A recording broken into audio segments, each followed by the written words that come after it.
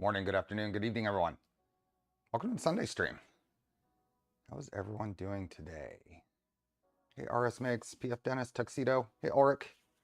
Hey, James. Hey, Bill. Hey, Webster and Doom and Malfrey and Ram. Hey, Ken. Hey, Panzer Kevin. What else do we have? Tuxedo, Colin, James, Lars. How is everyone? Hope everyone's having a good New Year's weekend. Everybody's safe tonight, but has fun. I won't be doing much. I don't usually do much. Why am I quiet? Am I quiet? It should be normal. Nothing's changed since yesterday. Same mic even. Hey, Sean. Hey, Filthy Phil and Poity. Hey, DJ. I switch back and forth between what I call you based on what I read on the screen. Hey, Joseph and Scott and David. So I'm curious, how many of you that are here right now watched Grant's stream before this for the first time because I put a link in the description? I'm just curious if there's any. Grant is a great guy. I've gotten to know him just a little bit over the last year or so. So we have kind of worked out a non-interfering schedule. And yeah, so I'm just curious.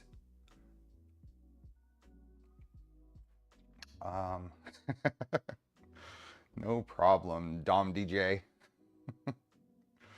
Hey, Mark. Hey, Nick. Hey, Star Rose. Hey, Norgorot. Hey, George. No Spike Mike and Jermaine and Buddha. Kevin and Heebie-jeebies. Heebie-jeebies. I like it. I watched the stream. Awesome. I'm here because Grant linked to this stream. Perfect. That would be the flip side of that question. Hey, Biney. So we are continuing the switchwire build. So this is an LDO kit that Jason provided to be able to showcase on the channel here and feed or enable my build addiction. Hey, Danny. What else do I have? I just finished watching it, but I'm subscribed to his channel for a while now. Awesome. Hey, Vinny. And Killer Prince. And Nappin. What else do we have? Bryce, thanks for becoming a member. It's nice that we can watch both. Yeah. Awesome. A Yard Mall. It's kind of a lot, but it was the first one I watched live. Perfect. The last 48 hours have been YouTube intensive. Yes, they have. So for anybody who isn't aware, I did the Charlie's Angels member stream yesterday. We did go over this guy here, which is the iBoss. What do they call this thing? It's a PH name. It is, the Polyphemus filament dryer. I've had it off all night, so it's kind of stabilized. It says that my relative humidity in the area is 31%. So we were talking about that yesterday. So let me get caught up here. What do we have? Whoa. PF Dennis, thanks for the gifted memberships. And Mensch, yes, that is a Phoenix in the background. That is in progress. Hey, Laura. Safe driving. Webster, thanks for another year and Happy New Year. Thanks, PF. Appreciate that. Now I've got the good problem of having to scroll a lot to catch up. About 65% done with my 300 Trident. Awesome. Hey, Stuart. Here because Sean told me to watch over a year ago. Awesome. Let's see. Smoking Joe, Happy New Year. And what else do we have? Evil and Brian. Good morning. Okay, we're gonna get. I missed. Have you watched Nero's Correction Taylor stream yesterday in full? I haven't watched it in full. I watched parts of it. Is there something I need to go and check out? Talking about Nero's stream yesterday. Mike's Fourth Dimension, thank you very much for the gifted memberships. Hey, Bruno, is 31% high? That's a good question. I don't know. This is out in my garage without the AC having been on. That is interesting. Let's turn the heater on for a little bit and see how that impacts it. Let's see. Still have to catch up. Sorry. Hey, Alexander. Is a Chaotic Lab CNC Tap V2 better? Better than what? I'm running it on a printer. I have another one that'll go on a printer. I have no problems with it. It works fine. I don't know if I would say it's better than any others, but it is functional.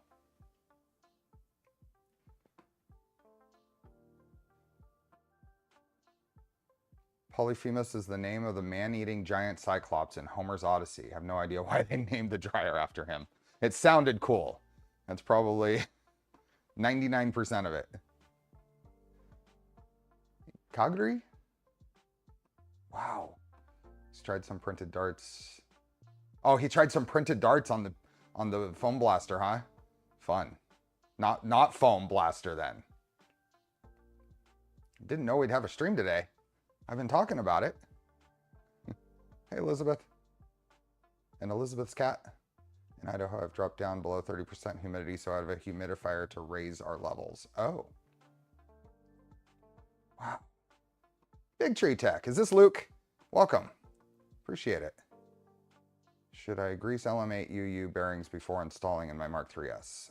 Yeah. Yes, you should. There are some printed adapters for whatever grease you're getting. You can probably find one to assist with that. Harry, I'm in duty at the fire department this New Year's night. I'm gone during the giveaway. Please take a little more time than 2 minutes. Well, I do it at the exact time. So at the 3-hour mark. So 2 hours and 53 minutes from now. Set your timer. Wow. And then you can add about 5 minutes for the 3 seconds of letting people get in at the last second. Vinny, thank you for the super chat. Thanks for the tip on how to mount Revo V last stream. Awesome. Wow. I can't keep up. And I'm trying to. Indeed, you said so, but my brain registered if it was yesterday total. Well, I did have a stream yesterday, just Charlie's Angel stream. And we are going to be streaming on Tuesday evening, my time. Now that's the problem for much of you, I know, but I don't have any alternative. So, hey, the GPs, have fun tonight. Derek, thanks for the gift of memberships. Just came over from 3D Musketeers on Grant's recommendation. Awesome. That's good to hear. The plan is working. Hey, the name of 3D. Okay, I'm just gonna get to the end. We're gonna start on this. We're gonna get moving. So this is the LDO Switchwire revC kit. This is the progress we've made so far. What's the plan for Tuesday? So I think Switchwire, yes, Switchwire is still Sundays. We're gonna do we're helping Pooch upgrade his print farm. So he has dropped off a Mark III's that was used in his farm and a full Mark IV upgrade kit. I've printed all the parts in Prusament ASA that he brought over with it as well. And we're gonna do the upgrade. We're gonna see if there are any pain points in using ASA parts with no shrinkage compensation. And just kind of hang out, and that's what the weekday streams are gonna be for, is just kind of do other things. As it goes forward, I'm gonna be working on others of my printers. Like installing the skirt buttons on my Tridex, that kind of thing. So right after, sometime this evening, I'll set up the stream for Tuesday, so it's out there for a couple of days. I'm trying not to fall asleep while I make the T2 bomb.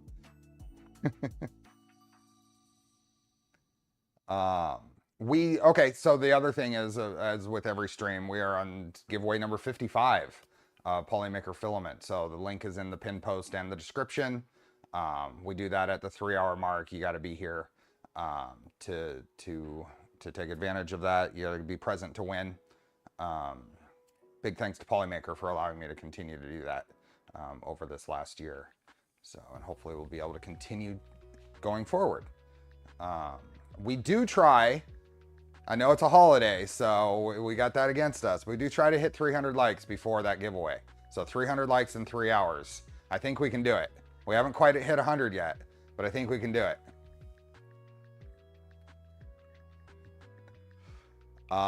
Big Tree Tech, thank you very much for the gift of memberships.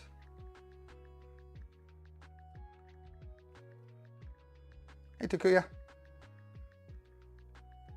All the green names.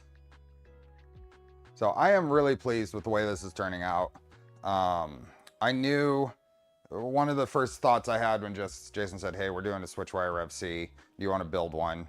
And I had been planning on a build coming up of some sort with this kind of color scheme. So I asked him, are there orange frames available for it? And he said yes. So that kind of locked in my plan. So this is Polymaker Galaxy Orange ABS and KVP Natural ABS.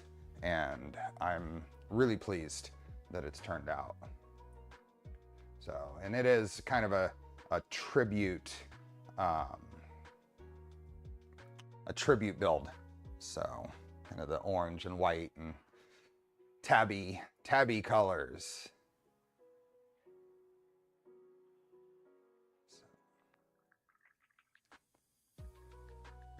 Yeah, and anybody who's wondering if you are not getting a gifted membership or you never get them, I think YouTube still has a restriction on that. Branded accounts. You'd have to look up what a branded account means, but branded accounts can't or couldn't receive gifted memberships. So, hey Taijin. So many people can. Yes. Well, thank you. Appreciate that.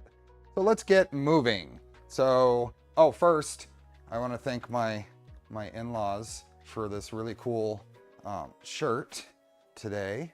I got this over the holidays, and a new coffee mug. Now I'm going to move back to my Voron mug because that is still my favorite. But this one's cool because temperature, the lightsabers light up when it gets hot.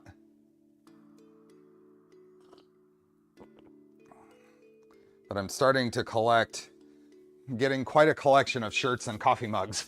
So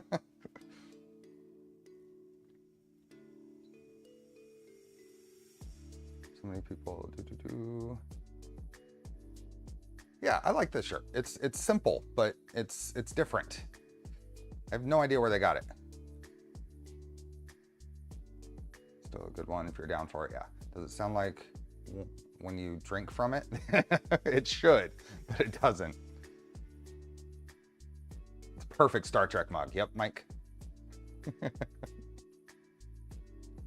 Okay. May the force be with you, live long and prosper. I did chaotic and did a 4-speed test, and the screws loosened up, and one screw hole, the screw ripped out. I haven't had any. I have had at least 3 or 4 of those different versions installed, Jay, and I haven't had that happen yet. Finished rewatching The Mandalorian yesterday. I love that series. Yeah. Okay, so there's a bunch of documentation. We are at the point where we're going to be doing wiring. This is the Switchwire assembly manual. That's no moon. How are you today? I do like Galileo too, and I'm doing well. I'm excited to make progress on this and then find something to make progress on after stream in terms of house projects and stuff. So we did Stealth Burner. So now we're at the point where we're going to start installing electronics in the printer. So let's grab the inlet and power supplies and start putting those into the printer. So let's go something like this. I want yellow extrusions or blue or green. I really like the green. I have one printer with the green. Does bottom LFCNC tap anything I should look out for before installing? I don't have one, so I don't know. I think it should be pretty straightforward though. Okay, anybody done the Stealth Burner mod on a Mark III? No, but if I had a Mark III and I just wanted to update the toolhead, I'd do whatever upgrade gets me to the next extruder. The load cell probe is amazing. Let's move this over and let's grab power supply. So LDO's moved over to Morn Sun Power Supplies, which is a good brand. It's in the same form factor as the LRS supply. So I need that one. figure out where the...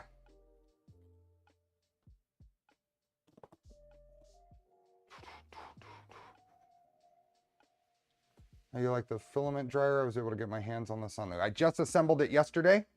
My first impressions are positive, but I have no idea what kind of gotchas I might run into yet. This. This.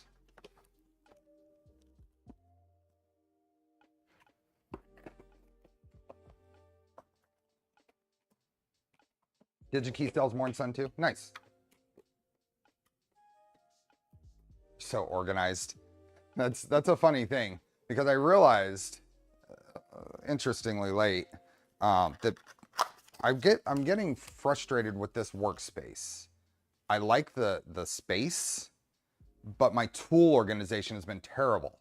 I had a drawer down here that I've just been piling tools in, and then having no idea how long it's going to take me to find a tool.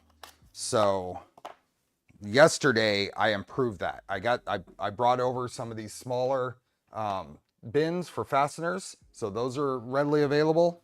And then I found that I already had a little drawer system. So now at least I have some separation of where I can find tools.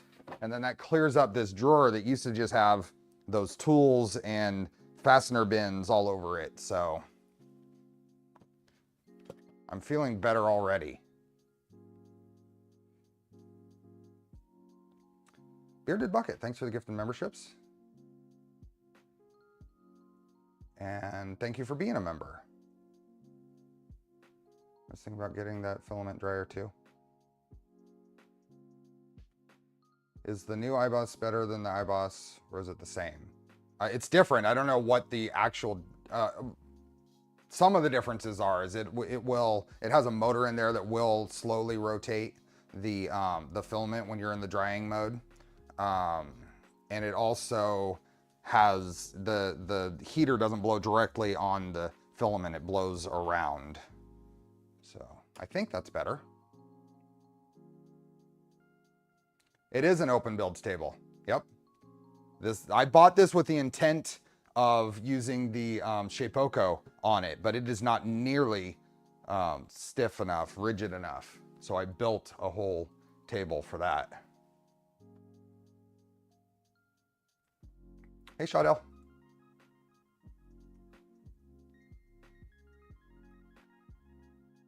So we got... Hey, Lewis. Love the orange extrusions. Me too. Okay. Mine has my lead 1515 on it. Yeah. Okay. Little printed parts.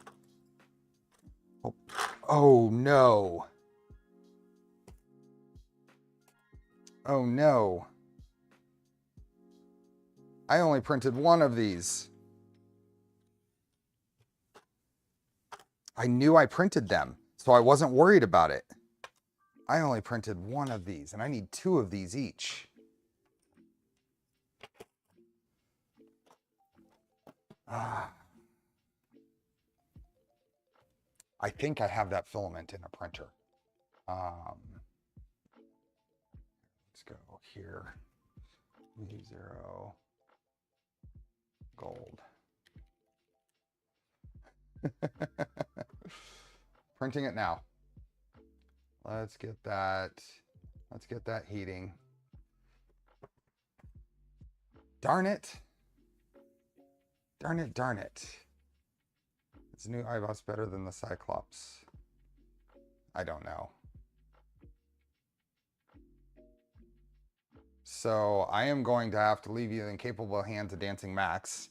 I have to run over there and make sure the build plate is clear and clean. And I'm pretty sure I already have a filament in it. So this is going to be 2 minutes. 2 minutes and I'll be right back.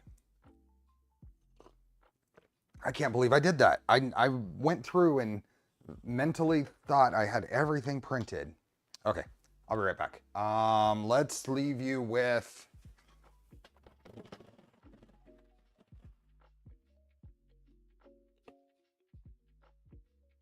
a view of Phoenix in the background.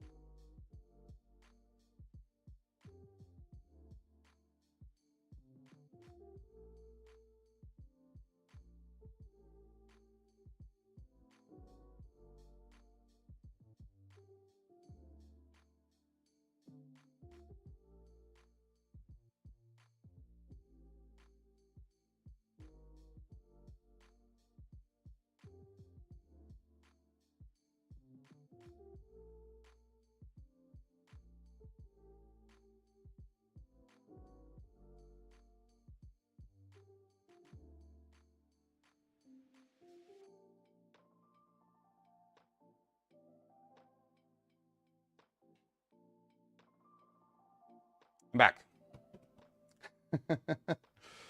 Oh, let's see what I missed.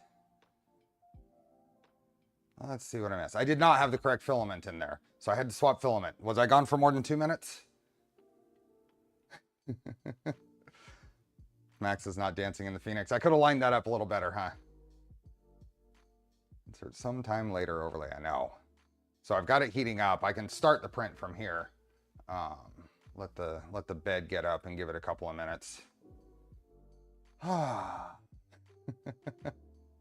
Rushmere, thanks for being a member. V0 to the rescue. Yep. So that's the next step of kind of making this a little more permanent temporary studio area is I'm going to put a V0 on the bench behind where I'm filming here just for these cases. So worst case, I have to go and grab a spool of filament rather than go and do a whole thing. So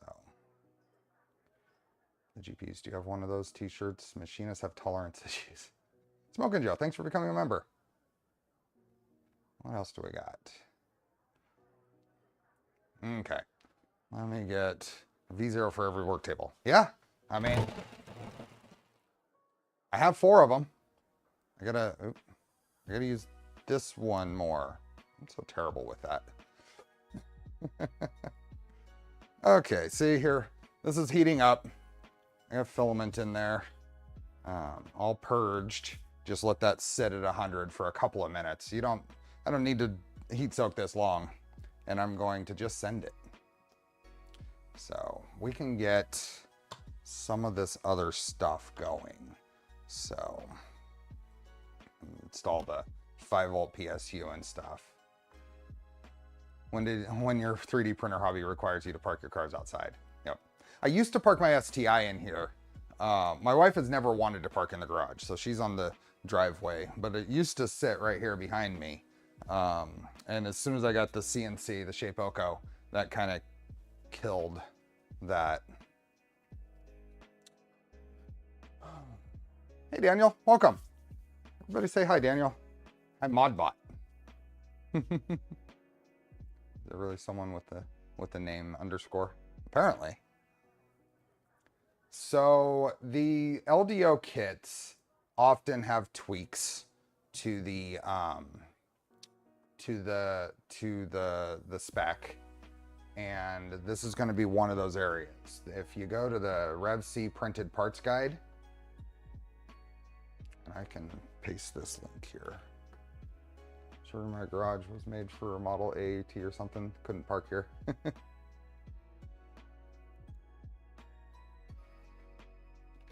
Okay, this is the printed parts guide.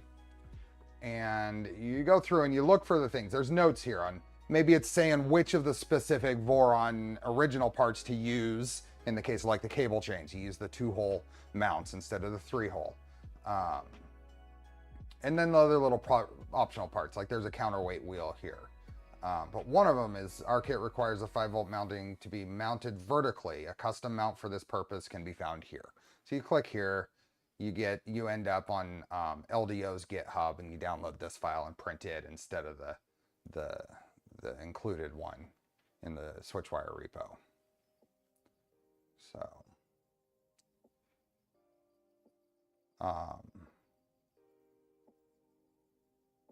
this kit does have a Nighthawk. Yep. Now Nighthawk is being slightly revised. The toolhead part of it is okay.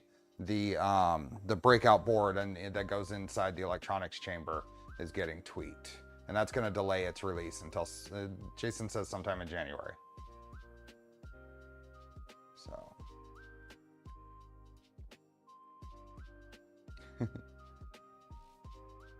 a couple of people had said my mic is ultra quiet. Everything, all my sound levels in Discord are correct. All the outputs are all the same. And I streamed yesterday with the same setup. But a couple of people have said it, so it's a little interesting. I'm gonna leave it. It sounds like most people are having no problems, but that's weird.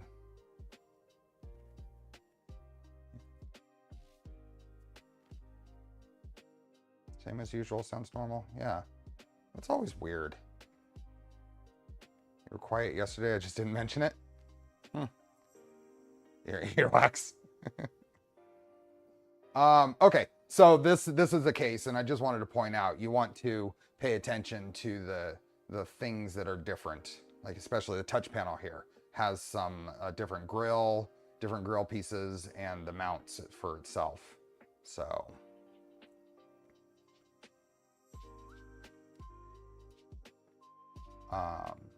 if we go back to the wiring guide now, I want to see where they talk about. So we're talking about beds and inductive probes and Nighthawk. We'll be scrolling through this. But this is what I wanted to see, is how this 5-volt supply gets mounted. So looks like some M3x8s.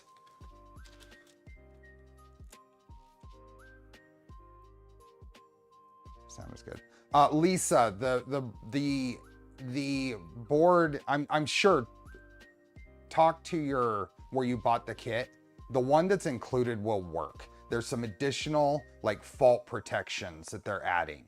So I'm going to continue building this, and I expect it to work. There are some isolated cases where doing certain things, wires breaking on accident or whatever, can cause a failure. And they're adding some protection circuit in there to prevent that. But I am 100% sure that once that's released, if you contact your reseller, they'll take care of you. Okay, so we have power supply here, and this is just going to go on here. I think that's a M3x8, but I'm not 100% sure. Yeah, it is. Okay. Then I can just go to my little drawer here and know that I can get a screwdriver.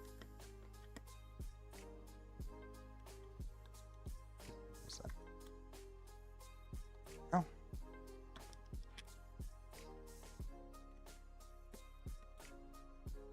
So,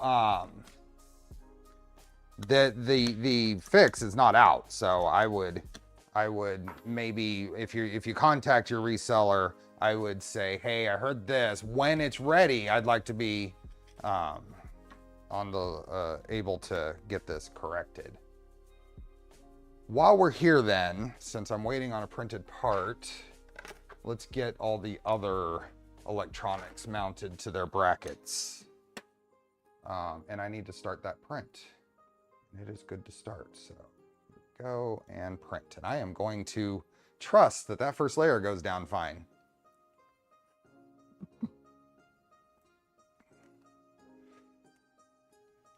Not even the Nighthawk failed, just knowledge from CAN bus boards getting converted to USB showcase CSU, yeah. Yep, Stephen B is familiar. Okay, so we have a Raspberry Pi, which the 1 gig Pi 4 was included. I think that's in all kits now, but don't quote me on that.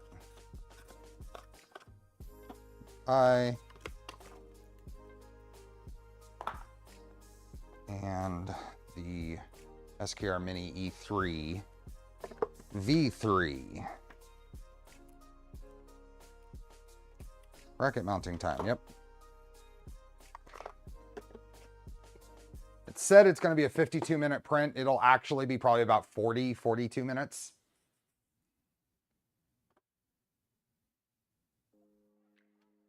Hey, Michael. I would build a swap when available. Yeah. The swap is going to be super simple. There's not going to be any wire changes for the swap. Is it possible to print multi-body parts like the mini stealth burner cowling without a multi-material 3D printer? Yes. In name of 3D, if you have a, it's really easy in Prusa Slicer. If you have a, let's say, assuming you have a clipper machine, you can go in there and tell your slicer that you have 2 extruders, 1 nozzle, and then in the tool change macros, go and just put pause. And then you can set up your print, and when you print it, it'll pause the print, and then you can swap your filament, purge it yourself. You can extrude some filament to purge it, and then resume. and it will print that next part, and then it'll pause, wait for the next filament change. You can do a full multicolor print if you have the patience to manually swap the filament like that.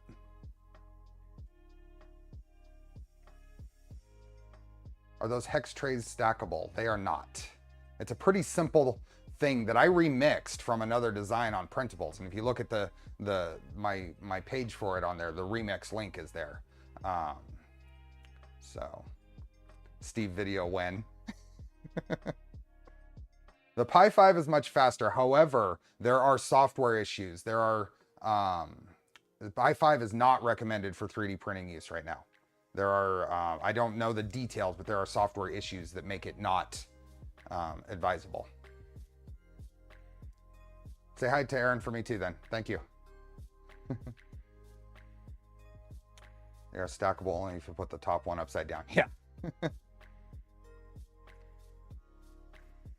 Okay. Let's put the Pi on here. So that's there, that's there. Let's self-tapping screws for this.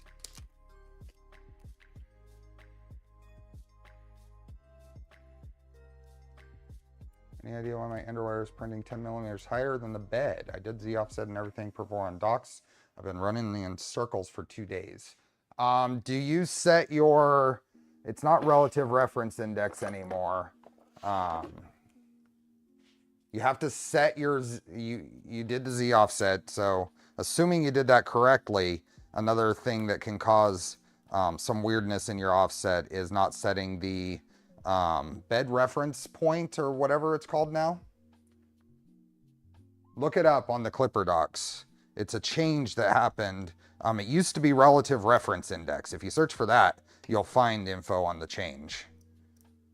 But what that basically does is tells where in your, on your bed, you did your Z offset and sets your everything from there. Shammy, thanks for the 10. Sorry, I have a good excuse. Was cleaning up after kid being sick. Ew. Well, thanks for being here. 0 reference position. Thank you. Would be quite easy to design a storage rack for the trays, though. Yeah. Are you going to be flashing the board with the SD card or via DFU? The process for getting the SQR Mini into DFU isn't documented very well, but I recently found the instructions for it. I have not actually looked at what instructions LDO has provided here, and my expectation was going to be to follow those, but we'll see. This printer getting CAN bus. It's getting a USB toolhead board, USB connected instead of CAN. But only if you use hardware end stops? Okay.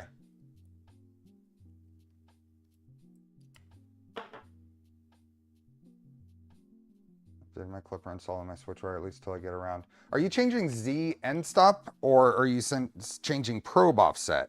I guess is a question on that offset problem.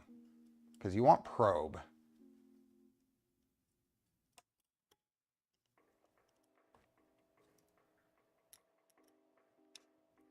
Hey, hybrid.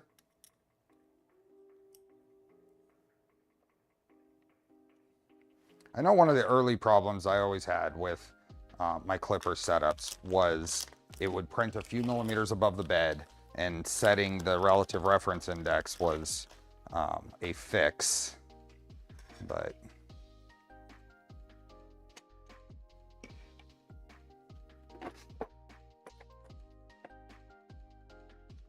and some button heads. Where did the button heads go? For DFU, you have to jumper 2 of the pins on the SWD header. Under DFU, they're not labeled for boot 0 and only has a single reset button. Any manufacturer is going to USB rather than CAN for third-party parts? I don't know.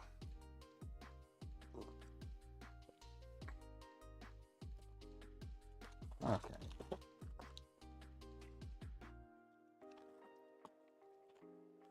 M3x6 button heads is what I'm looking for. There they are.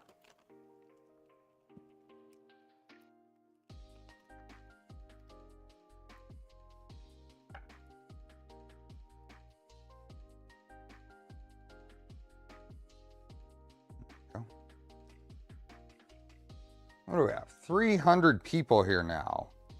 We'll hopefully get closer to that 300 likes. 300 likes on a, what's going on here? Okay. 300 likes on a holiday stream would be really good. With Clicky, I had to baby step every print. Even when I saved after the print, it was always the exact same amount, too close. I had lots of inconsistency problems that I don't really want to blame any one system on, but when I was running the auto offset thing with Clicky, I had all kinds of trouble with first layer consistency.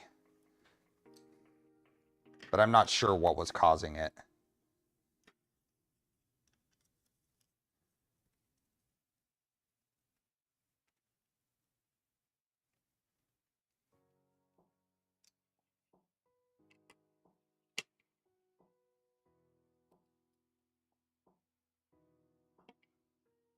Same experience with AutoZ, yeah. And then Tab came out, and I stopped worrying about it because I moved those printers to Tab. And one more.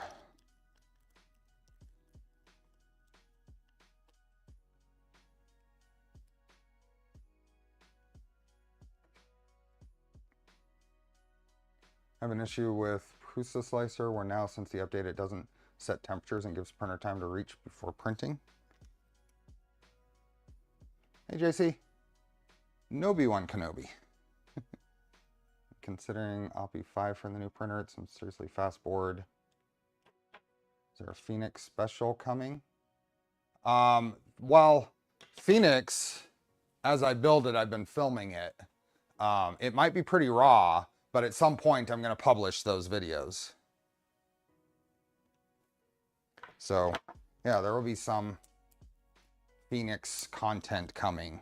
I'm not sure when.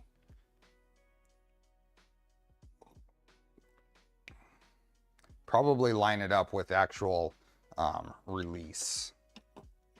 Okay, so all of these, and then I have some M4s to grab. These guys. Let's look at the, and where are we at on this? 20% done already.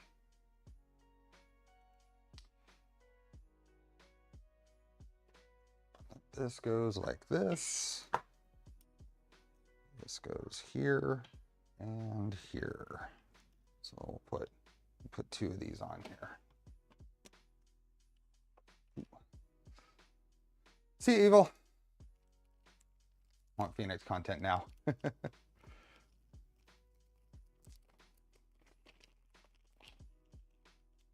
See you next year. Yep.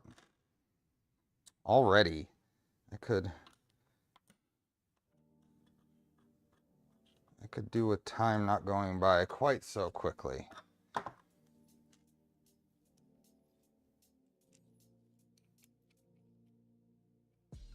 Rise of the Phoenix. Okay, so that's two of those. We're waiting on the other two to print. So, R2D2 build stream. There are lots of things I could print. It'll be interesting what I end up printing. I have no idea yet.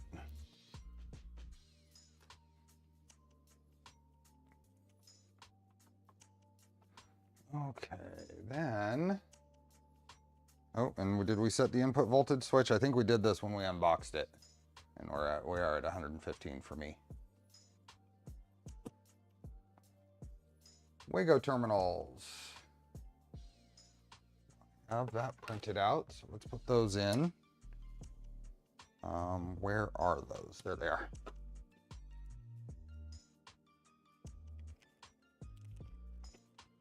You should upload I would be interested to see even photo documentation of your build.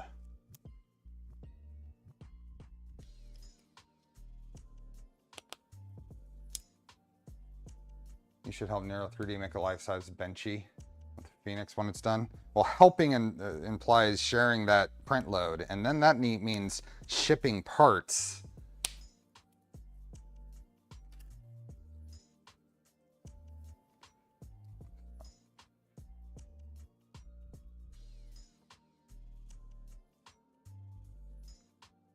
Okay. Then, what else can we do here? Oh, we have the USB adapter PCB.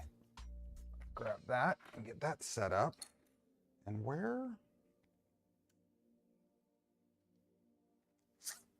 Did I miss something else? I feel like, yep, I missed a DIN clip for that one. I missed a DIN clip. Is there a DIN clip for it? No, there isn't a DIN clip. How does it mount? Never mind, we don't have DINs in here.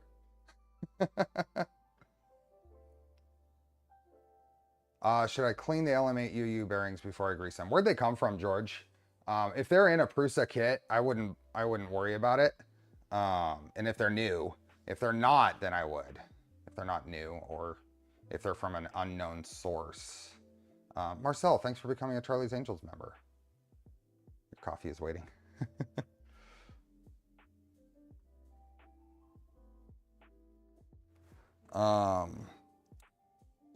Okay, so USB adapter PCB, and put that in its little spot where it is. This box. Only Dan is in chat.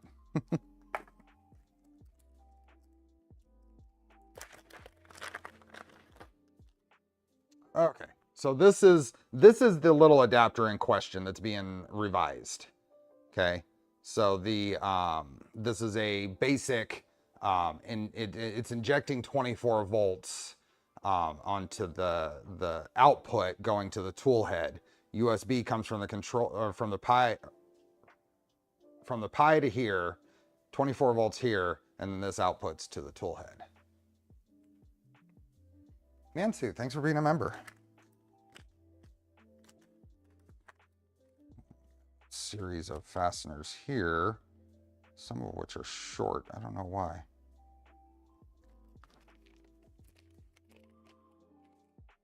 The GPs, have a good new year to yourself. Thank you for being a member. Just 10 subscribers away from 11K. Really? Oh, I don't have that in the corner anymore, do I? I used to have that in the corner. That's awesome. That's awesome. Okay, so if this sits here, this goes right in there like that. The top here goes on. And fortunately, they added into the print the polarity on this plug. USB communication, but not on a USB cable to the tool head. Correct. Yep.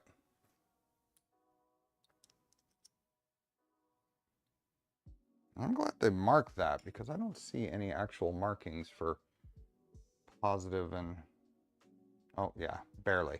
They're on the corners there. 24 volts and ground. I just wanted to confirm that matched the printed part, just in case.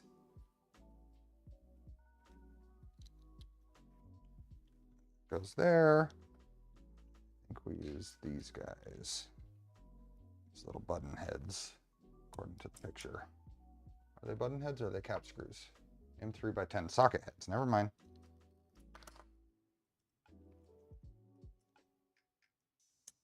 They came in a little Nighthawk kit. I just say if people have clipper timing issues, can or otherwise, using a Pi with 64-bit OS, first thing I recommend is switching to 32-bit. Interesting.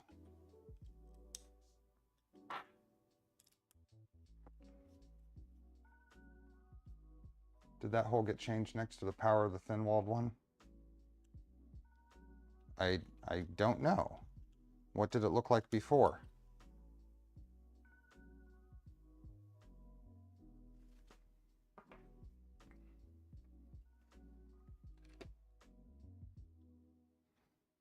There is a fuse on this board, so it does fuse the tool head. I imagine any revisions they do will retain that fuse.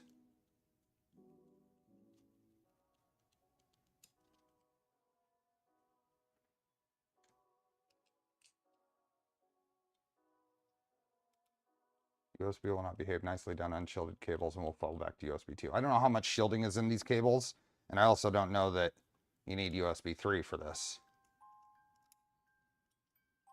Those screws need to be a little longer. I think that M3x10s are too short for this. That immediately stripped and threading into plastic. So I think these need to be M3x12s at least. I'm going to swap them out. An umbilical would work. I don't know how great it would work in switchwire here, just because you want to make sure that you have good, it's good through the whole travel. It's better.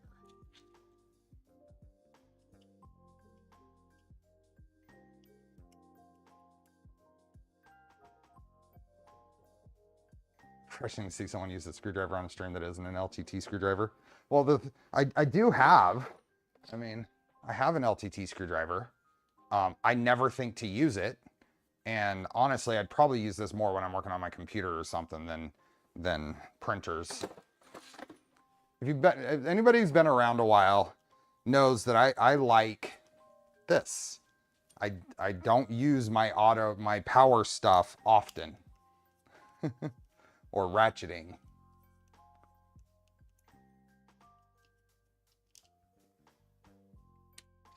Swapping these out for 12mm screws because they're threading into plastic, and I don't think there was enough enough threads into the plastic. They don't have to hold anything, but the one stripped immediately. So a couple extra threads and there's plenty of room. Hey, Jared.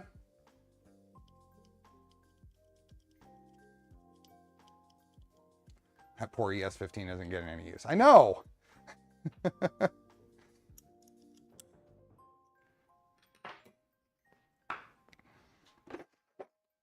Oh, is it even in here? Yep, there it is. See, it even has a charge. How much charge? It has 1 bar down. Hey, Kyle. Okay, I do have a Hodo too. I like the Hodo. It's got enough torque. It doesn't have enough control.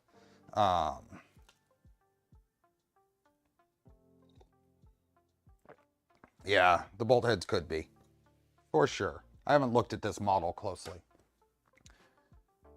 Okay. And then we have the AC inlet, and there's going to be some additional wires we're going to plug into that. So let's grab the inlet.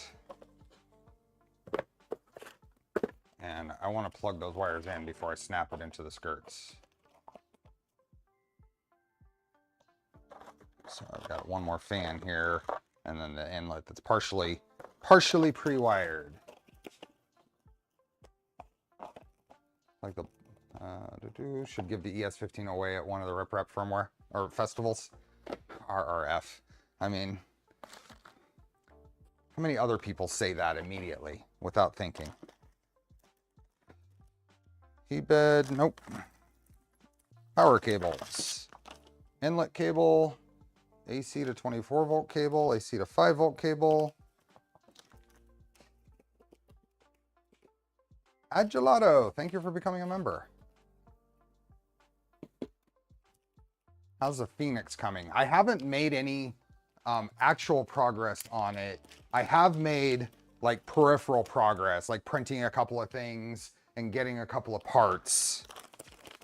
But that's tomorrow's big task, is to do some filming and install on their stuff. So here's the inlet cable, and I want to do this outside of the printer so I'm not pushing on the skirts when I put it in.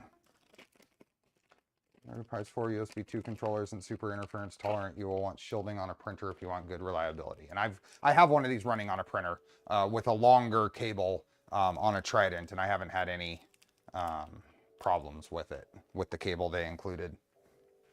I'm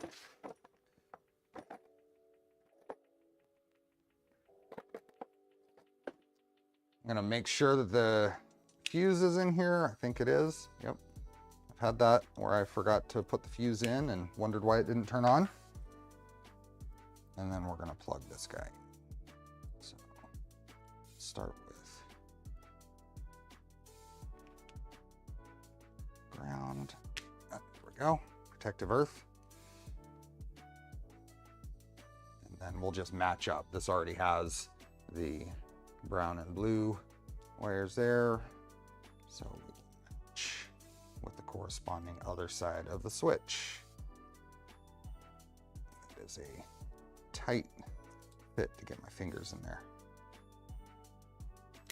Hey, Dr. Dave. There we go.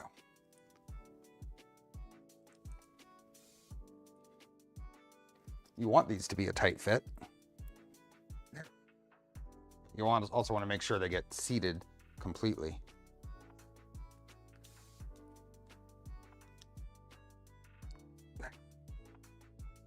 Okay.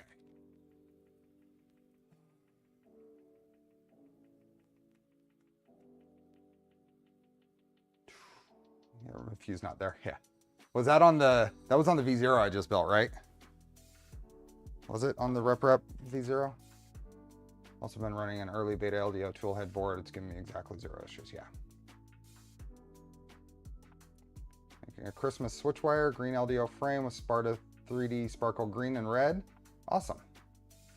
That longer cable may actually help, as it will force it to be USB 2 and not trying to negotiate up to USB 3 and fall back to USB 2 over and over. Hey, hobbyists, I'm doing well. I'm doing really well. Yeah. I think the last thing I need to do for my stream setup here is put a V0 on the bench. I'm finding that today. It's the big thing. Which, where are we at on that? 57% done. I threw a few little 30-30 clips on there in case I need them. So, I think I am gonna go do just, it's about halfway done. At least I'll save half if for some reason that didn't stick. I'll be right back just to make sure it's stuck. I don't have a camera on it. So we'll do Phoenix.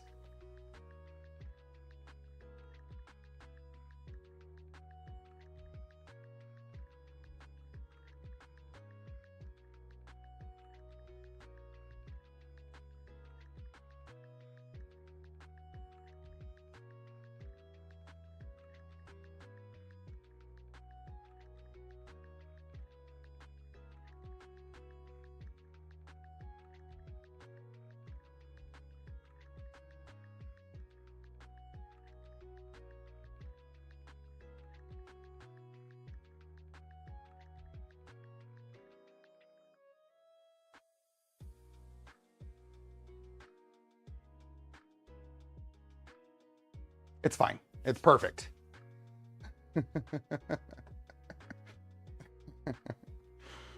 There. Yep, exactly. And then I guess it's a good background for me too.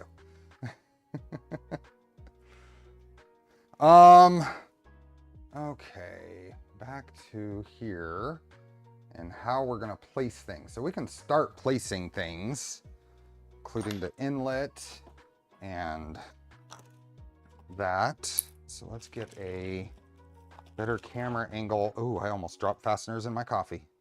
Get a better camera angle on the printer.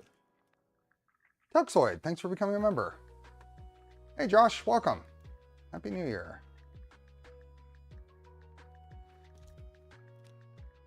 Okay. Let's go here and probably something like this. Let's do that, and then we can point this camera at it and zoom in and out as needed.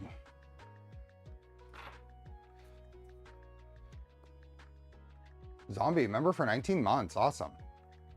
boycotting this channel until next year. We should boycott YouTube until next year. Unless someone's streaming tonight. Is anybody streaming tonight that we know? There's this wonderful technology called a webcam. Might want to check it out. Yeah. I really just need to point, like put it on the shelf on the side and just point at the table of printers. I'd be able to see what I needed. Then I could do it with just one camera. Discovered today that not all NGN rails are created equal. Bought carriage blocks off Amazon to replace a crunchy Z rail. Yep. You generally don't want to mix and match. You're going to be luck of the draw on if that's working or not. Ooh, ouch. Little accident near you. It's already 2024 in some places. It is. Do I need to take apart the Chaotic Lab tap and Loctite it, or is it done now? I don't know if they're pre-Loctited. It's not going to hurt if you have it out. You're live tonight, Zombie? Okay. I'll come say hi. Got the Phoenix background today. Yeah. Okay, so I'm going to put this thing in here first. And there we go. Just like that. And then we're going to need to put some 3030 M3, M5. Let's see if we can do maybe that. I might have done this. I think I'm gonna have to take that rear skirt off anyway, because I'm not gonna be able to get to these fasteners, because this has to bolt. Oh, it bolts in on the other side. Never mind. I got that wrong. Never mind. Let me pull this out.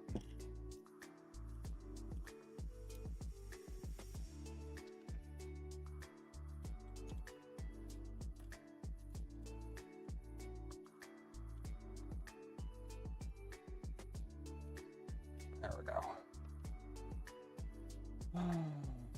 Before I'm working on is printing. Nice. It's already printing? Nice. Thought MGN was a standard. Guess it's not a Chinese standard. It's a standard size, but all of them are built with sized. They're sized to the rails.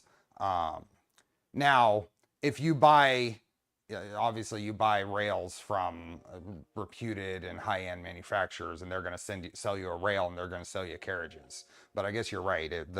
The lower cost, anything we're using for the most part is in the lower cost realm. You don't want to mix and match if you can avoid it. What kind of crappy skirt is that? It doesn't even have buttons. Okay. 2 M5s. Actually, we can go here.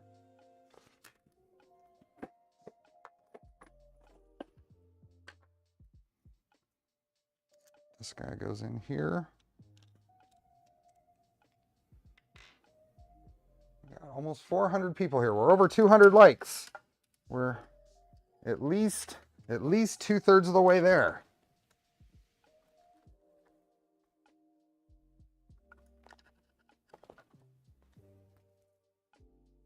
I did consider high wind until I found out the over 400 pounds. Yeah.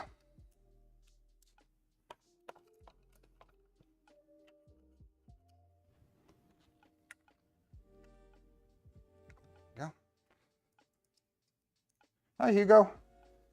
From Italy. Welcome. You know, we haven't done this in a while. Where is everyone from?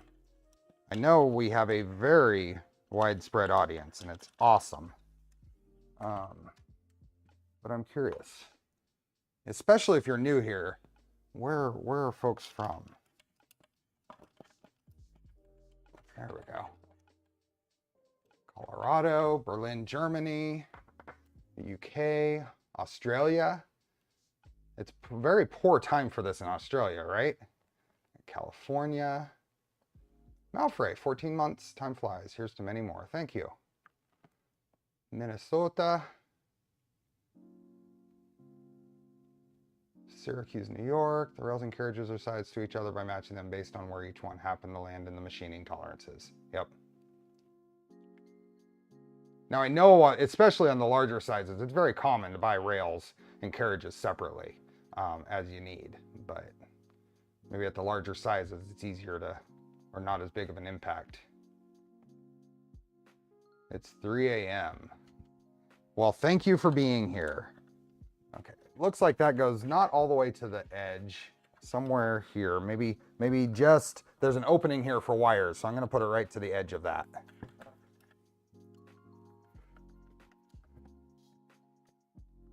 Northern California, where at, Brian?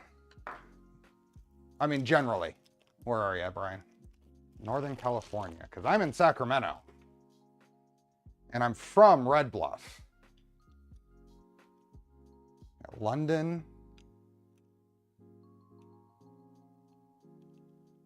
Another 10 hours here.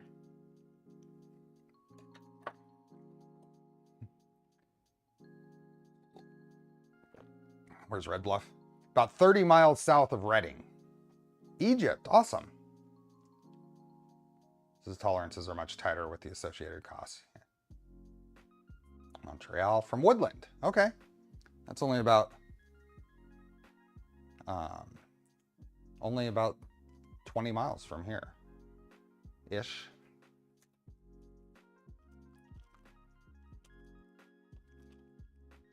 From London, but now in, yep. Some property in Pembroke. Nice. Montreal.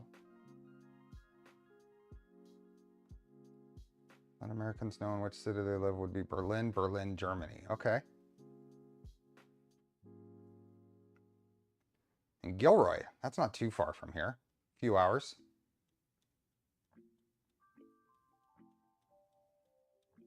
Yes. Yes, Chaz. But at one time it was 916. Roberto, thanks for becoming a member. Okay, so that goes there. And then this power supply is going to go, so there's a printed hook here, and this is going to go in here and then bolt on. That's kind of is pretty good, actually. I might like that better than the default Switchwire one.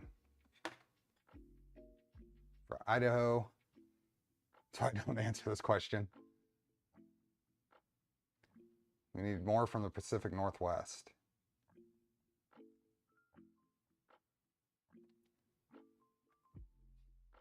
Awesome. Lots of us from Northern California. I'm in Santa Rosa with a 916 area code phone. Yep. One of my favorite stops on I-5 is Red Bluff. Where do you stop, Chaz?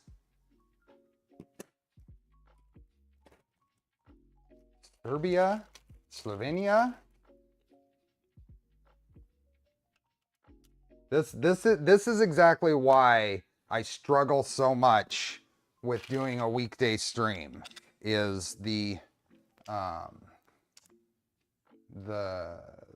audience. You are so spread out, and I know that evening streams are not great for the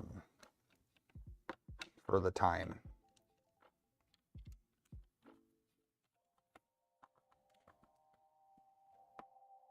Ron made bed slinger.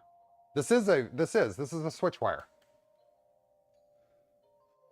We had a project code name called Red Bluff. Antelope Boulevard. Yep, that's the main street that crosses I-5. I moved here to Sacramento in 2000. Midnight streams are the best. Time zones are all over the place. So the intent will be those weekday streams are going to be shorter, hopefully easier to catch up on a VOD if folks like. Probably aiming for the 2-hour range. Las Vegas born, yeah, good memory. I was born in Las Vegas. My dad was in the Air Force, moved around a little bit, but I was in Red Bluff from 3 on. So from Vacaville, went to school in Chico. I lived in Chico for a little while. My wife, now girlfriend at the time, and she went to Chico State. I was going to the community colleges. So, Hungary, nice. Blue Oak, Forest of Red Bluff area are beautiful. Susanville. Yeah, one of my best friend's parents are in Susanville. Yeah, so this is Core XZ numerics. This is Core XY flipped on its side.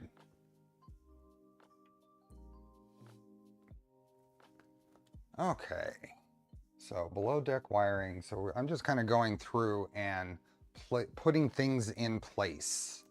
So I think we can move this around and get more.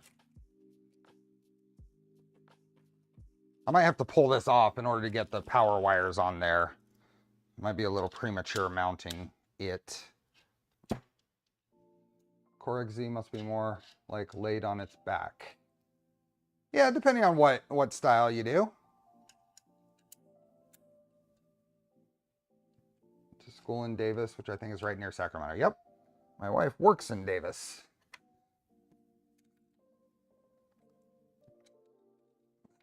There we go. Nope, nope, nope. There we go. This is going to go like that. Should I get a Switchwire or Ender 3 Pro? Switchwires, zombie, come on. And if you do an Ender 3 Pro, you're going to make an Ender wire anyway. I mean, that's you don't have a choice. You don't have a choice. So you might as well just do a Switchwire. I looked at Reading when I was retiring and decided I didn't want to own a boat for when it floods. Reading, where does Reading flood? You do have Lake Shasta there, but you don't want to live in Reading. You don't want to live in Red Bluff either.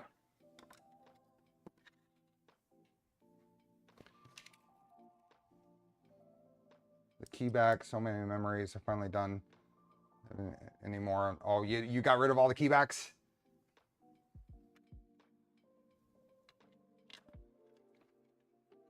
For your Ender 3 Pro to a Trident. That's quite a conversion.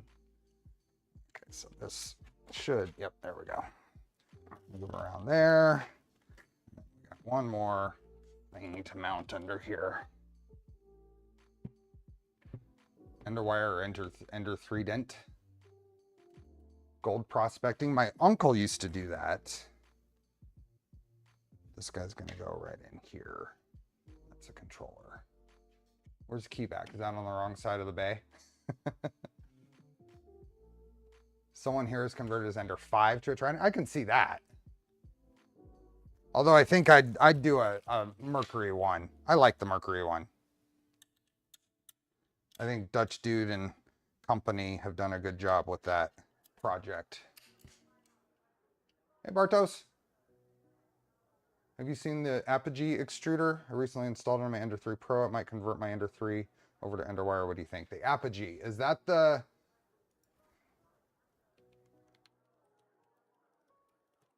Apogee extruder? No, I haven't. Is that orbiter based? I just did a quick search. Apogee Toolhead, is this what you're talking about? That's kind of neat looking. Interesting. I wasn't aware of it. That's neat. Here, if anybody wants to check it out. There you go.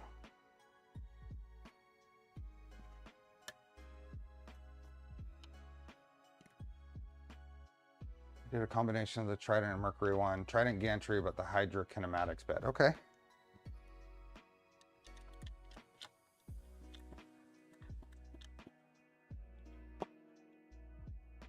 I don't know exactly where these are going. I'm just kind of placing stuff while I'm waiting for that print to finish. Designed by the designer of the Orbiter extruder. Okay, so what's his name? Robert Lorenz.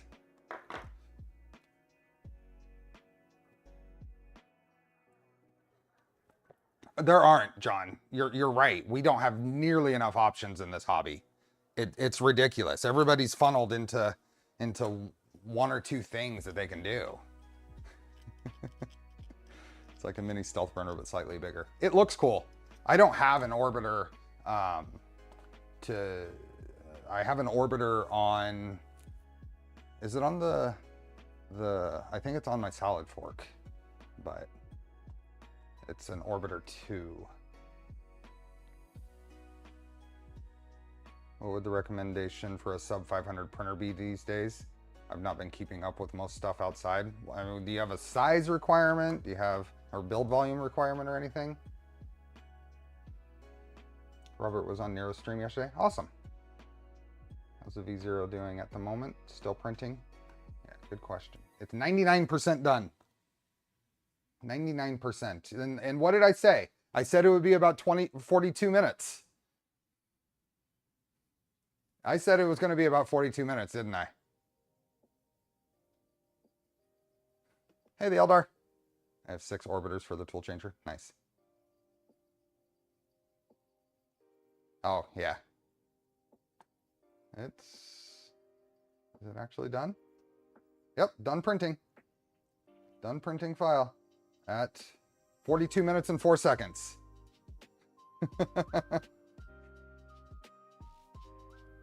Hey, Arthur. Yeah, but I saw what you said, what you saw. I'll let that cool down a little bit, then I'll go get it.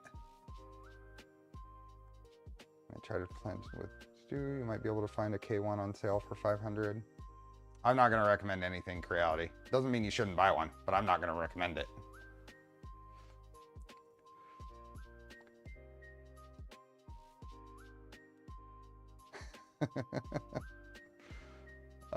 Has anybody tried building a Trident to V2.4? You could. It's just a lot of extrusion changes. Extrusion changes. Okay, while we're waiting for that to cool down, let's grab the pull this power supply off. Connect the wires to it because I think it's going to be the biggest pain to get set up. So wires here. Depends on if you want to use it as a tool or as a hobby.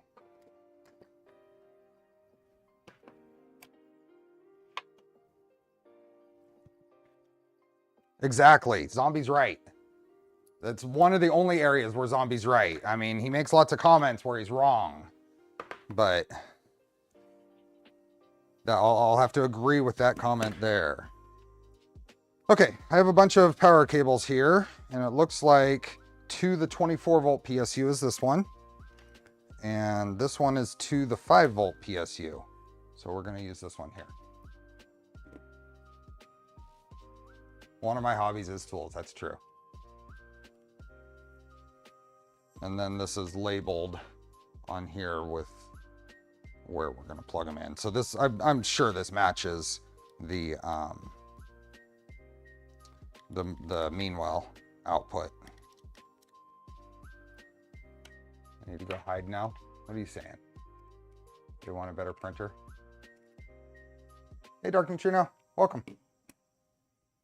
Let's see if there is anything on wire orientation in the LDO docs for this. That's just going in there. I think we can probably go under though. Oh, they go over. This is what I wanted to see, is this. The orientation they're inserting the wires in.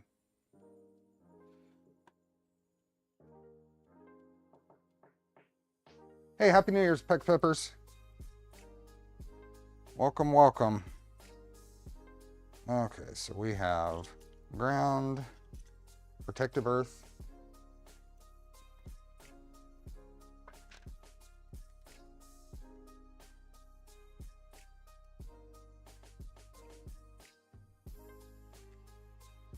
neutral, pushing these in as I tighten them. I want this to be all the way in there. And then did that. Here, let me see if I got that. Late today's stream. Hey, Nutty. Yeah, this is. What is going on here?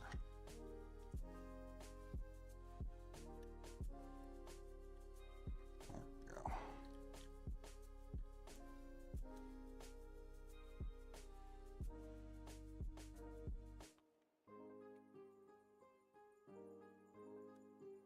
Don't tell anybody about my 35% off sale till midnight.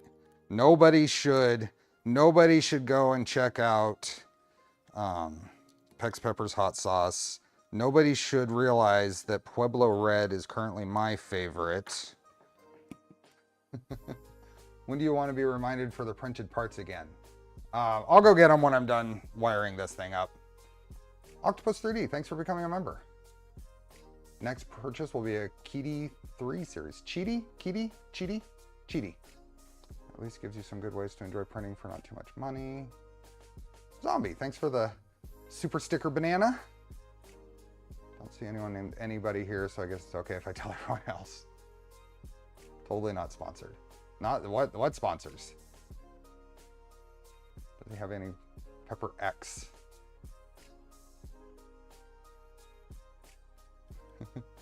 Okay, so that one, and then I want the pi power wire in here, 2 pi. So let's put those in, so I don't have to deal with this while it's in the printer. So we've got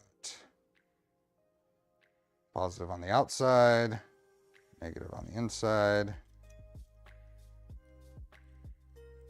Yeah.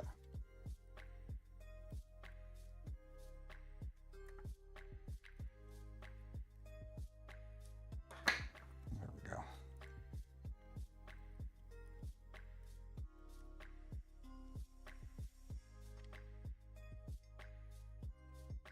Hobbyist Notes, thank you for the super chat. Appreciate it. Oh, and I miss Arthur. Thanks for the gifted memberships. The way I am, I like to build stuff, so something like bamboo isn't really for me. And that's where I'm at. I mean, the whole point of this is to build things. There is the definite tinkering and building itch is scratched by 3D printing for me, for sure. Okay, now this can go back in here.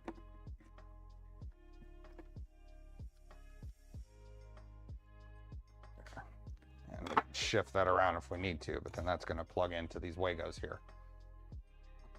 Geez, probably the worst company name ever. Sounds like, yeah. Be able to see a kit and build. It's super clean. Against my all parts order from different suppliers with some incompatibility between them. It's a mess to build. Yeah, but you can still, I mean, you've seen me take time on wiring in scratch builds. It's definitely possible. Occasionally build things in between taking things apart. Really a tinkerer's printer, yeah. Bamboo is not. If you want to tinker, don't get the bamboo. I mean, it looks like that might be changing a little bit, but yeah, I wouldn't buy a bamboo for just so I could install some cool new firmware or something. Okay, I'm gonna be right back. I'm gonna go grab those printers.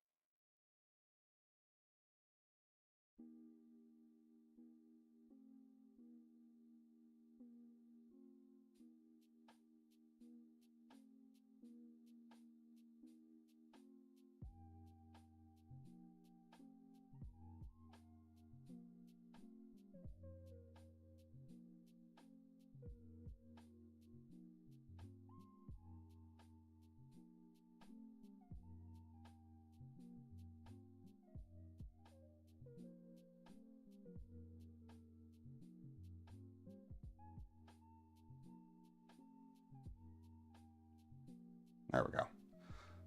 Yep, I printed fine. Thanks for centering, much appreciated for my OCD. Level bed on the bamboo, that's all the modding you need.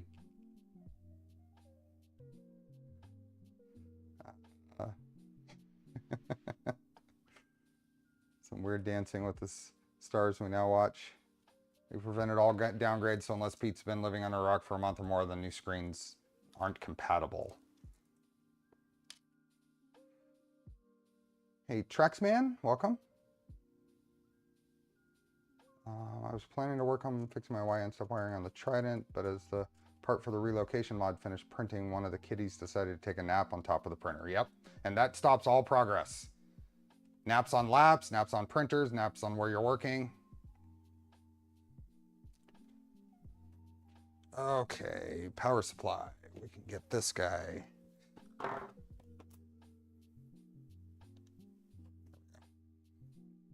This guy on here.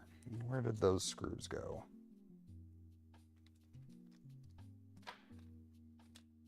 You would think I would put screws in some sort of organizing system.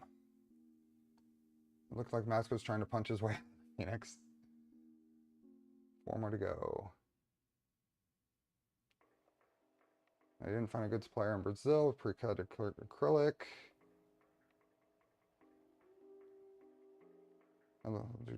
Max was trapped in the Phoenix. Yep. Where did I put the M4s? Oh, they're there. Maybe some kind of tray for the screws. I know. If anybody knows of any, let me know.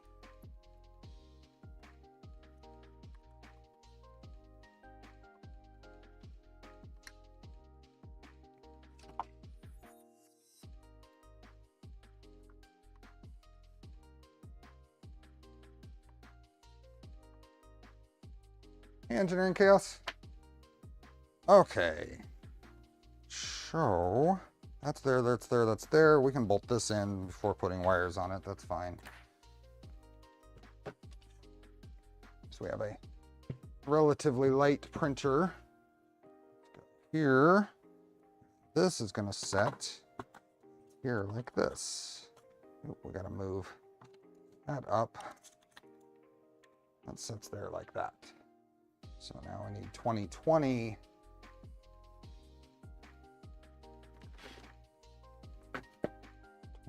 Fasteners.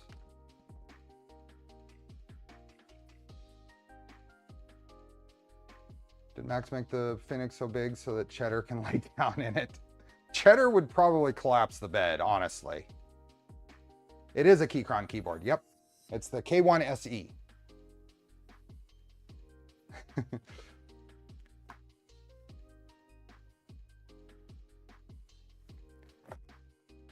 I would fully expect Cheddar to collapse the bed. I've seen Cheddar in person. Cheddar is honestly a monster.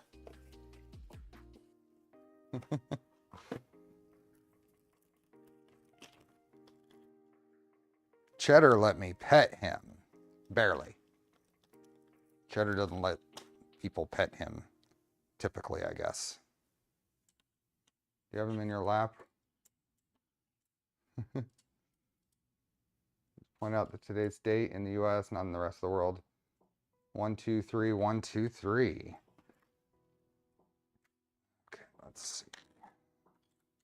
Oh, this.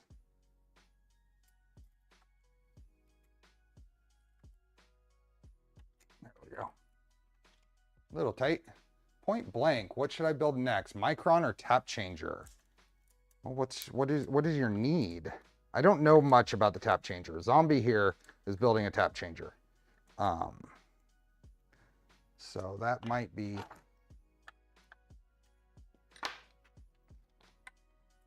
Nope, not that one. Try this one.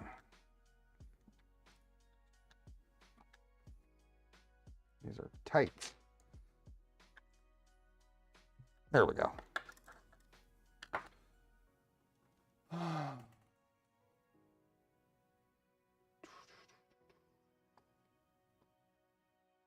Waltz day. 1 2 3 1 2 3 1 2 3. Micron is a lot of fun though. Yeah. Should build a switch thread. Okay, so we're gonna locate these. This is one of my contributions to Switchwire as well. Is the power supply mounting. I thought I liked it. It hooks into the extrusion and then bolts into the center one.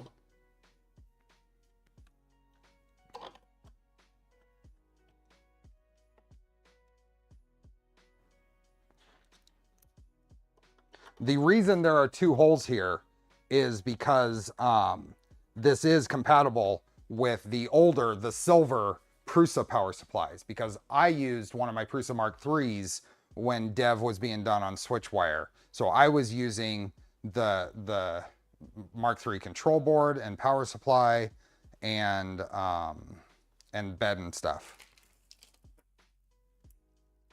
So that's why there's an extra hole here, is because the Prusa power supply is narrower. So everything else lines up. Make these builds look easy after watching your Micron building, considering that for my first build. Nice. Inverted switchwire electronics. Okay, so that's on there. Now we can put the power cords.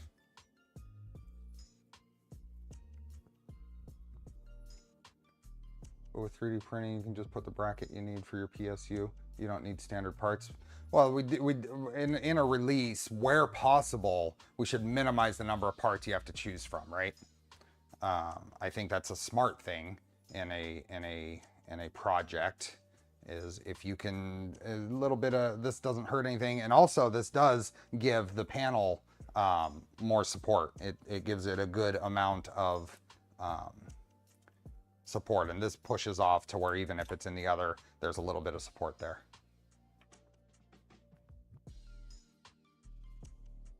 Do the G2Z modules work in a Micron? Yes, there are files for that.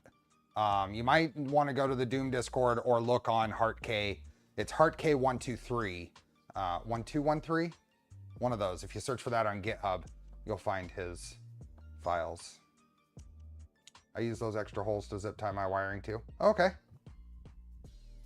That's not a bad idea. It's not a bad idea to add a little slot in here to where you can just use it for zip tie, because if you try to put a zip tie around here, it's going to push up on your deck panel. It's the only concern I see there. I added an SSR to remove bed heat load from the main board. I haven't had any problems running the Mark 52 bed off of any of the controllers I've used. Switchwire R1 confirmed.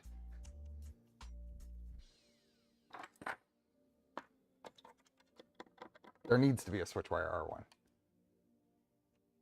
There are changes that are pretty much in line, but that the bed solution has kind of been the hiccup, trying to get something tap compatible.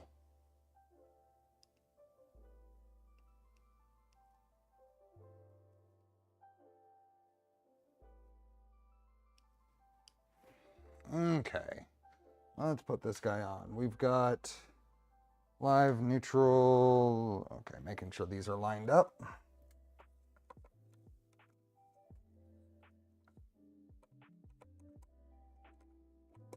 Go.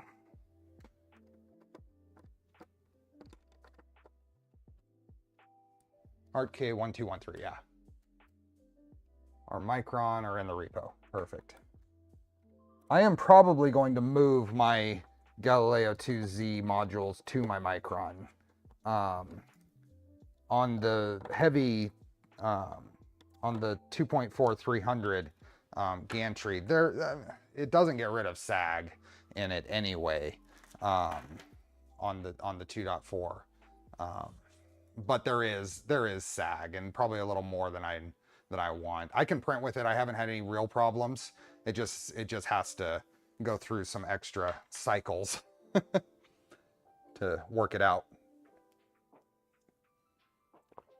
Cooked my power supply trying to print Voron parts. That PSU drops to 1.8 volts when loads are applied. Ooh.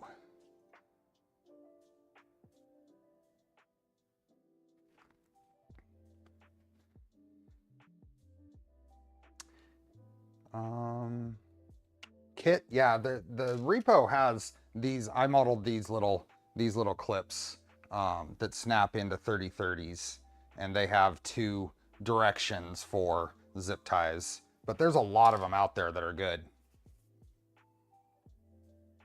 I think Steve's point was that anytime you do increase the risk of someone printing out the wrong version. Absolutely. Okay, 2 SKR. So am I done with power here? So we got 2 to the Pi. We have, this is going to plug in here. This is going to plug in here. That's going to plug in there. So then we have 24 volts. So we're going to go here, here, and here. Just put these in, the ones right next to each other. And these are backwards. It looked like the content in the cup needed to get a refill. Yeah, the sabers have retracted. I always end up with cold coffee by the end of the stream anyway. Happy New Year's, Adam. KISS method, yep. What's the termination for the Pi look like? Ferrules? Are they go on to, so there is a supplemental package that's being sent to vendors for this little adapter board that is included in most of the LDO Voron kits, goes on the Pi here, on here, and then it has a terminal block here for power, to feed power in. So this wasn't included in the initial batches. Those parts were sent out to vendors. Lisa, if yours didn't include this, that's another thing you can reach out to your vendor for. The bed, they got mixed up in their inventory. The Mark III Y carriage frames that are not drilled got mixed up with the switchwire ones that are drilled. That's another one that's going to be corrected.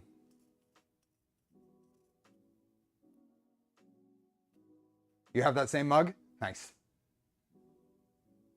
Coffee warmer with a V0 bed. You know what I need is, Prusa was giving out the XL little bed segments. I should get one of those and make a coffee warmer out of that. That would be cool. Let's make sure we get that on. So this goes on the end here, right on there. And then that'll give us a spot to plug power into.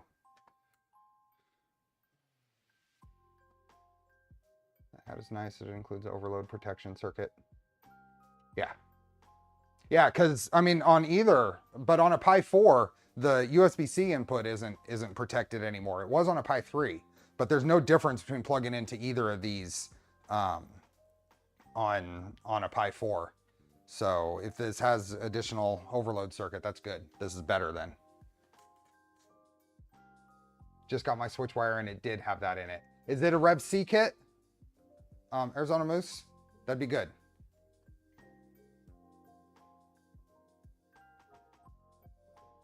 Not open box to inventory yet. Okay. I'm only here for the Nighthawk install. We got it installed on the Toolhead. We haven't wired it yet though. Is there supposed to be Pi 5 soon? That's a Pi 5. Not recommended to use in a and that's good to hear, Arizona Moose, that it does have it in your kit, which means they might have caught it early enough. These are not recommended for use in 3D printers right now. There's some software issues.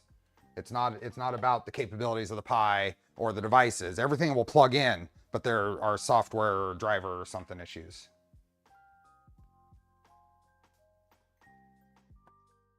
There's too many Joshua M's in the streams. Not recommended for clipper use yet. Correct. It will get resolved, I'm sure. But that one I actually bought at the Pi store in Cambridge, UK, which was fun to go to. And a Pi 3 Plus is plenty good for a printer. A Pi 02W if you don't need the I/O. Should make your test bench built into a coffee warmer. Go to Ember Mug. The mug does the work and is thermostatically controlled. Notice it doesn't like BOSA install. Okay. Hardware video encoder and issues with displays through DSI. Yeah. It will get resolved over time. Yep. I was at the store. I bought 2 of them. You can only buy one, but I had Sam Snyder with me, and she was able to get remove the 1 per person limitation, and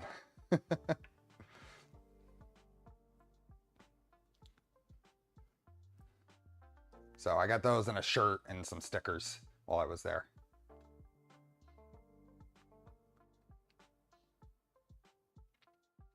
The only problem with the Pi 0W, just the regular 0, is it doesn't have enough power to run input shaper. It doesn't have enough processing power. The 02W does. The 02. Yeah. Okay. I think there are a few other SBCs that are pretty well supported for Clipper. Pi store, you mean bakery. This is a store like it was a store. They had a bunch of Pi powered computers set up there with like games and stuff that people could come in and kind of demo. And then there was just shelves of accessories and things. 02W is quad core, 0 is single core. I'm running 2 Ender 3s on a 10-year-old PC, and it's hardly even trying yet. I had meat pies at various pubs. I had a couple. I had fish and chips twice. One was good, one was not. I had meat pies once or twice. They were both good. I don't remember if I was trying. Oh, I had it twice, and they were both good. I'll eventually upgrade the electronics for that reason, or unless my printer's headless. I like little displays on my printers for any little bit of information I can get. Did you meet Eben? I did not. It's funny because I went up to the Pi booth at Bay Area Maker Faire this last year, and there was a couple of gentlemen there, and I didn't recognize who they were. I went up and basically asked, "Hey, is Sam around?" And and they said, "Yeah, she went off to do something, whatever. She'll be back in a while." I said, "Okay," and then I walked away. And I'm pretty sure one of those people was Eben. But I met Sam at Open Sauce. Very nice person. Let's see. Let's get this on.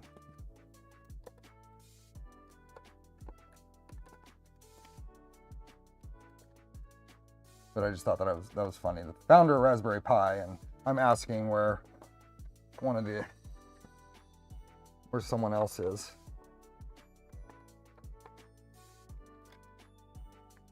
Sure, I've got yep. That plugged in there. Then we can figure out what routing is going to look like. Hey, 30p Mamish.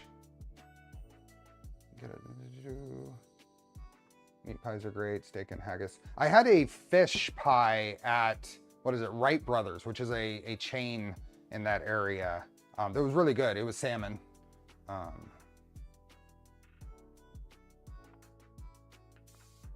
Oh, we're over 300 likes and over 400 people on New Year's Eve. That's awesome. We hit over 300 likes and we still have an hour and 17 minutes to go. We got to go for 400 now. Is this going to be the new streak? We need to hit 400.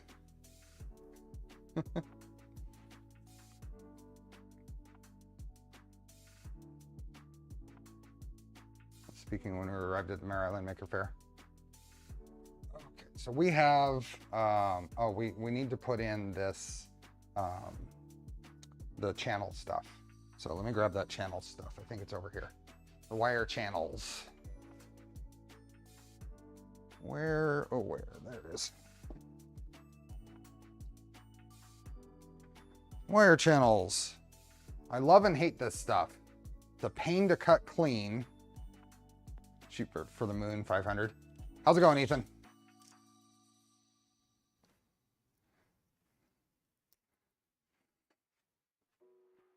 I have to say, Ethan, next September, October is packed. It'll be interesting what we're going to be able to do. Next September, October is packed with events, or potentially packed with events.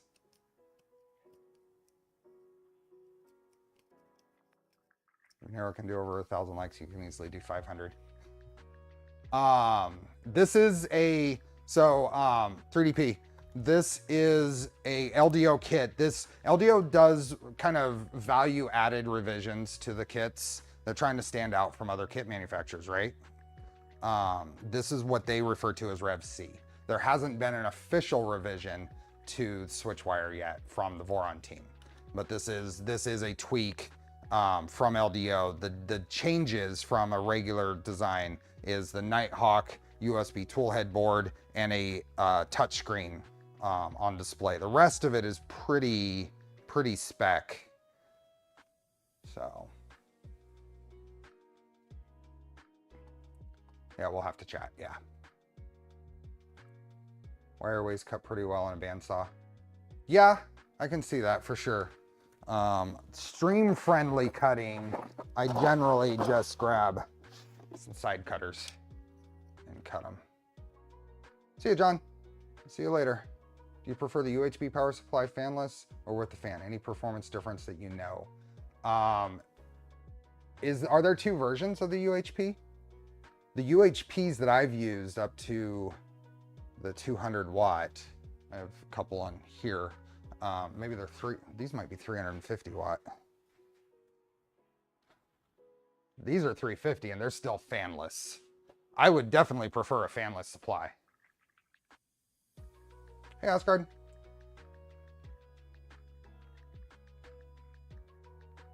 The Pi Power Hat. Yeah. Well, they have all their stuff that makes wiring easier, and I would consider that part of that. You mean regular, meanwhile, or UHP? The UHPs are more expensive. That's really the thing that the compromise there. You're going to spend more for a more compact package without a fan. I mean, there's more to it than that, but that's the basic. I stopped using the cable raceways and use your zip tie VHB anchors. Yeah, I'm going to use the raceways just because that's the build. This is going on top of here. Interesting. Okay. This is going on top of the extrusion according to this picture here. Right on top. I'm usually doing the UHP just for tidy reasons. Yeah. Any tips on 3D printed wire channels? I saw a few online. I've not used any. I either use my little clips or these.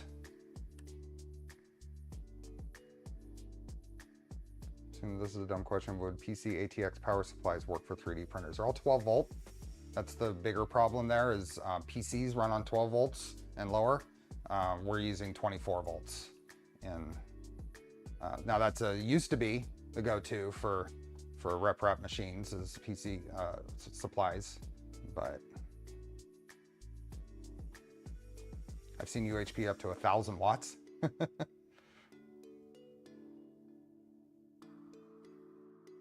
Pay more for PFC. Can you show off the back of Phoenix? Sure. Remind me. Right around giveaway time, I'll turn the Phoenix around. Why don't we do that? 3D printers evolve from 12 volts to 24 volts and more. Yeah. Okay, this guy, I want to be able to cut enough so that I have a piece here. And they're showing, here, do they have I'm here. Let's go to this one, since this is looks like they put that right there, right up against the printed part, and probably about that long. So I'm gonna cut this right here. So I just kind of held this up, and I figure I'm gonna cut it right into this groove. And I tend to, and I know it's not as clean as it could be, but I cut both sides, and then this will bend and snap off right there. And it's not terrible. I can get rid of that little sharp edge. Just kind of clean it up with the clips.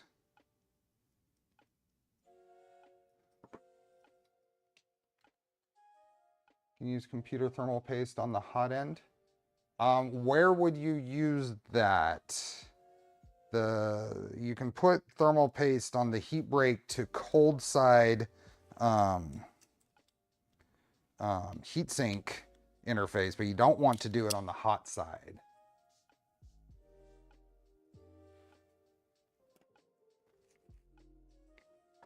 Faster motors, faster heaters, and you can smaller wire than 12 volt because of less amps. Christopher, what was the question? I assume this is a dumb question. Oh no, that's not a dumb question. Not at all. What's the little purple thing between the, so you're talking about this guy. This is the breakout board for the Nighthawk board. And this is going to get VHB'd to the bottom panel, it looks like. So meanwhile makes up to 2500 watt, 24 volts UHP. Wow. Don't use standard PC thermal paste. Make sure it's rated for the temps a 3D printer uses. Yeah. Better off not using. Yep.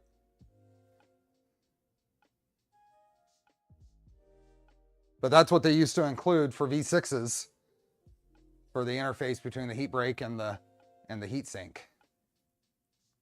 If you have a well-designed heat break and heat sink, I mean, it's not going to matter that if that temperature cutoff is sharp, it's not going to see extreme temperatures.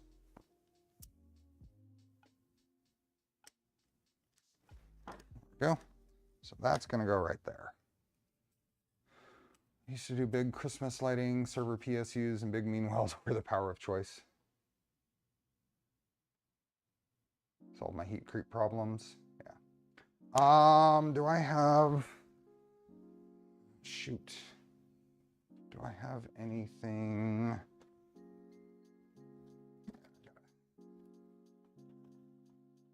Little... Not a paper towel, but close. So I can clean off the areas I want to put this. So clean these with some alcohol.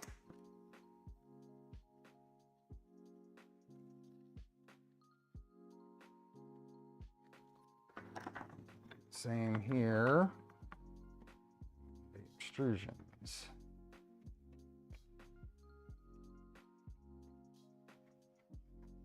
And the tolerance and quality of heatsink, I never use a thermal paste.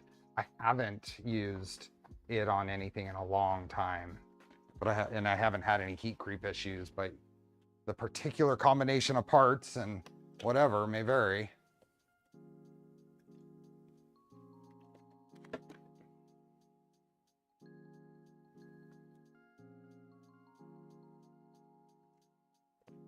Last drink of cold coffee.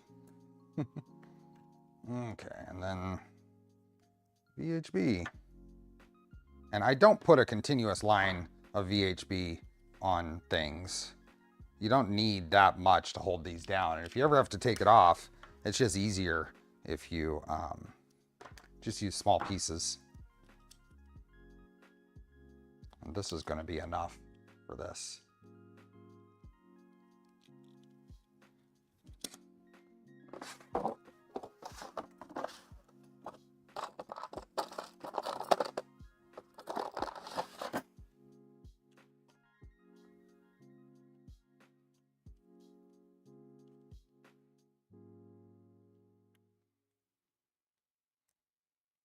How close are we to 400 now? Well, I'm guessing we're at 352. That's my guess. 352.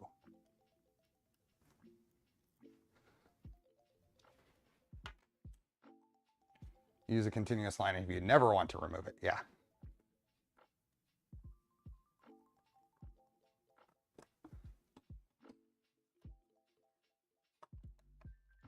You forgot to like. How dare you?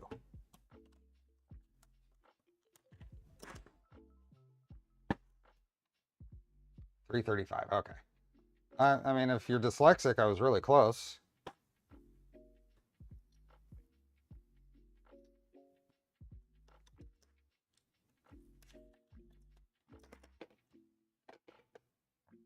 forgot to dislike. Are you the one? There's always at least one. There's always at least one. Okay, so I'm going to put that through there. I think what I'm going to do for this is put this across it like that, because I'm going to straddle the center here.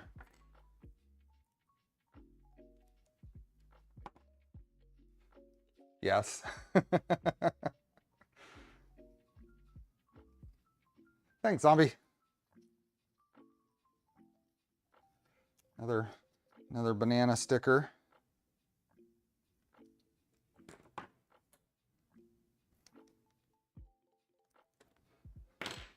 Turn VHB 90. That's what I'm doing.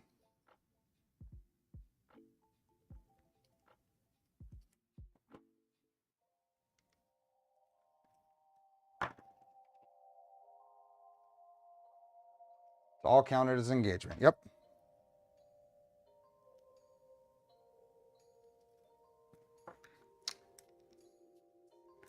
It does not bother me. All of my videos are still in the 99 point something% of likes to dislike ratio.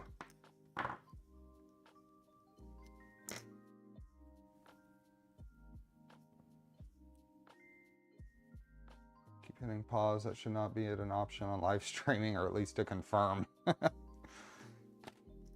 Okay. Let's pull all these off.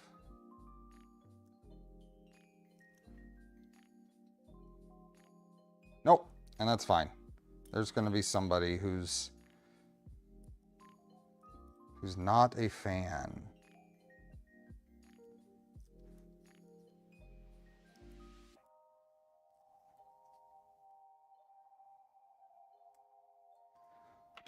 Okay.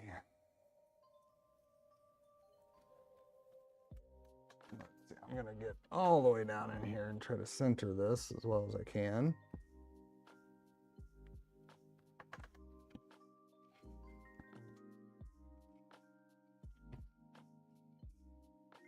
Hey, Ella. Welcome. Hey, Tom Vandergeest. It's the nature of the internet. Some people will dislike for the sole purpose. Yep. Okay. Now we can start putting stuff, wires, plugging wires in, I think. Go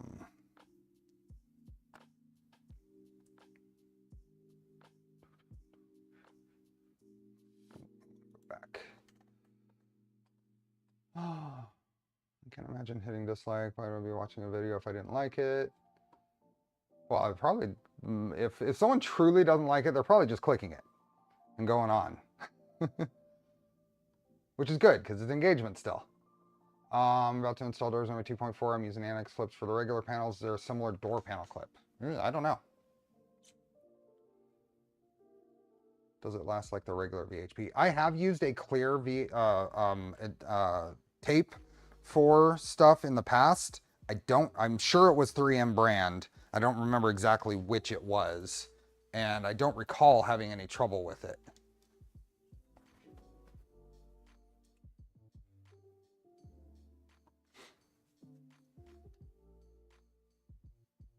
Oh, we hit 11,000?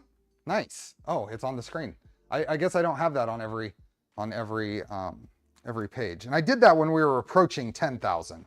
And I made it super small at first, and I was increasing it for a couple of streams.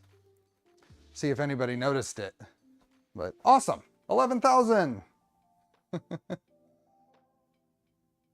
then we'll watch it cycle between 11,000 and 10,999 as people play, I'm sure.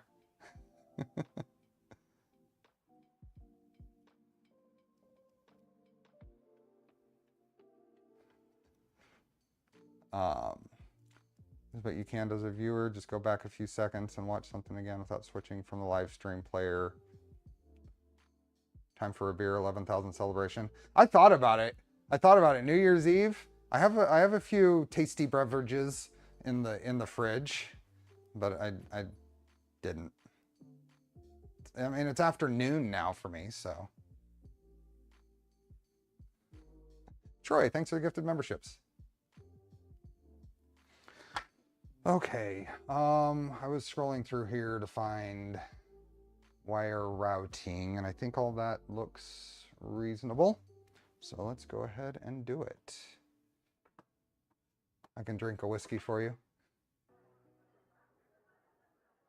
Make yourself a Pueblo Red Bloody Mary. I actually don't have any Pueblo Red right now.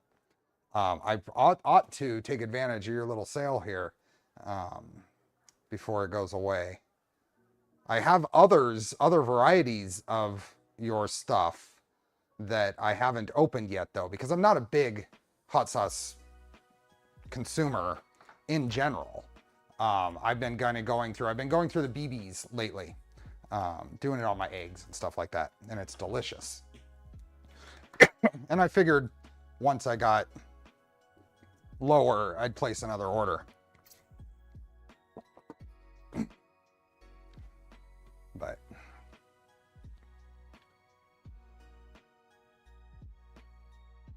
it's 8 p.m. here now. Perfect time to start drinking.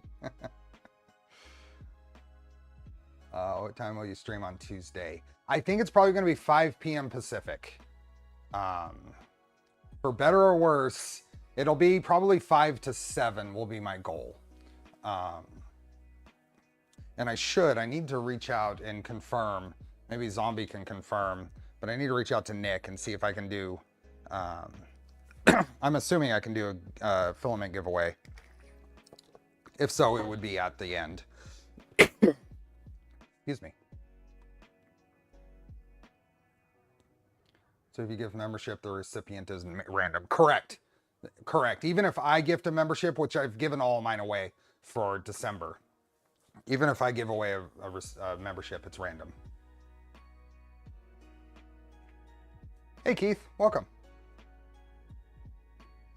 Oh, and hey, Chris. Welcome. 11,000 today. Yep. Sorry. Scratching my throat. Do an extra giveaway, one per stream. Okay. That's what I thought, but I mean, I like to make sure. I mean, it's a nice thing that Polymaker's doing. Screenshot 11. Oh, geez. I don't know if I can reach the taco hat. Can I reach the taco hat? Let's see if I can reach the taco hat.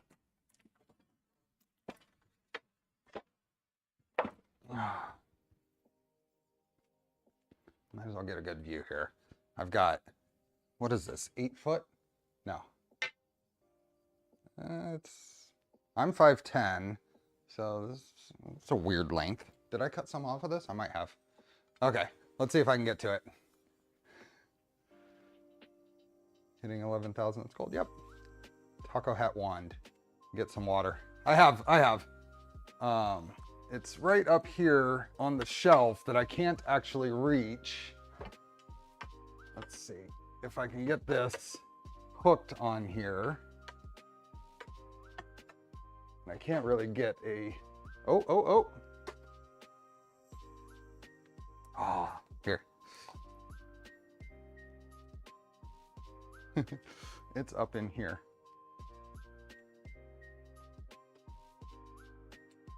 See it? Oh.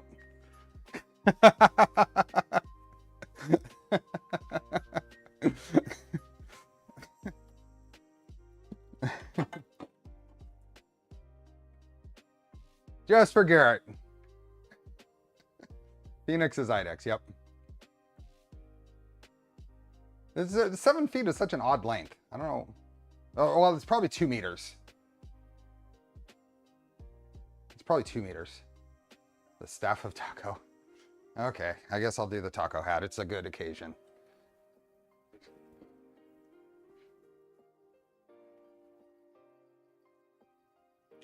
Okay, so now we don't comment it on it at all, and we just start working. Get back to working.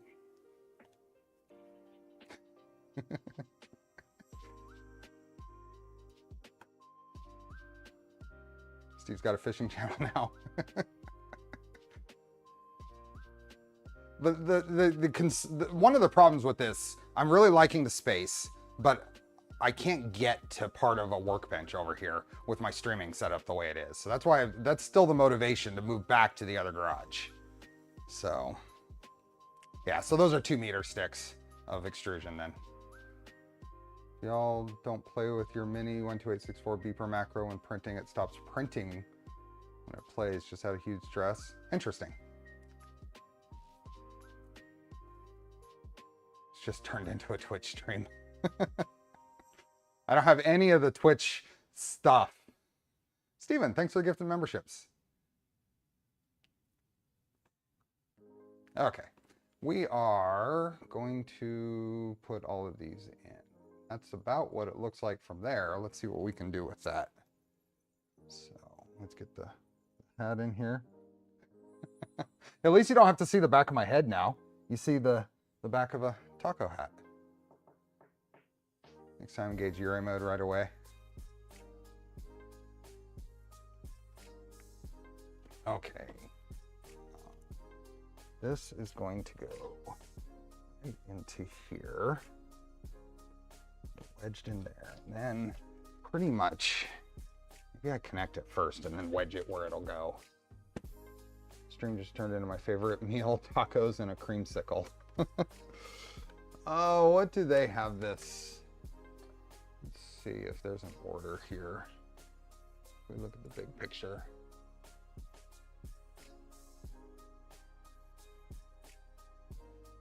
It's like a 19th century Navy hat.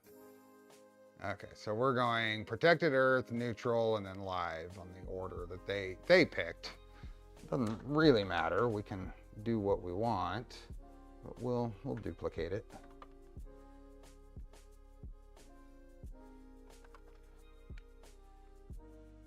Be careful not to miss some sauce on the printer.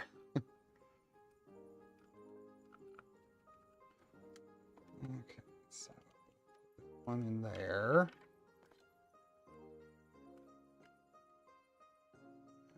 Neutral next. Live. This is going to go basically straight in there like that.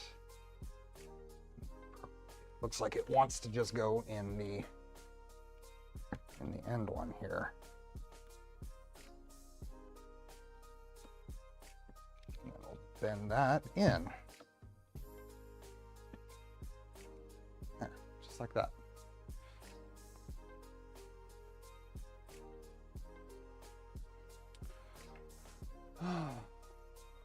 We'll do. How does this work? There. I always put neutral, protective earth, and live when doing these. I'm just matching their wiring here. I don't know that I usually put ground on an end. I don't know why. No real reason. It goes particularly well with the beard. I'm hungry now. So yeah, the Steve Bonaparte. It's not as comfortable. Although this kind of gets in the way. Maybe I can get it back. Although it hits the back of my neck now. But okay, so this one, so it's just gonna go straight here. So it looks like this one goes here.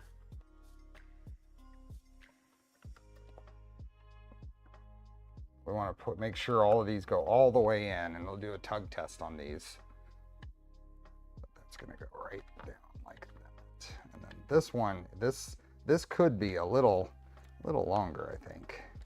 A little longer wire there, but it works. It sets in there like that. I like the Admiral Nelson style better. Like this.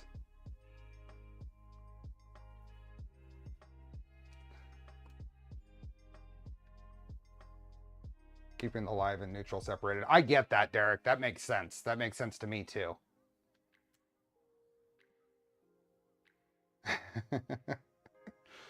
Where can I get good LM8UU bearings for my Prusa? From Prusa is one location. They're not really that bad to buy, even from Asumi. I don't know where you are in the world. And probably most of your resellers are going to have them. I'd get something decent though. Random Amazon stuff is going to be random. How's a bed mesh on your hat? It's very, it's a taco.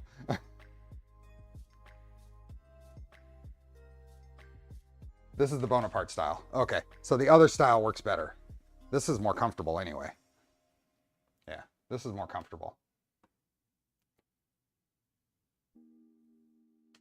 Or we can go the Lily style.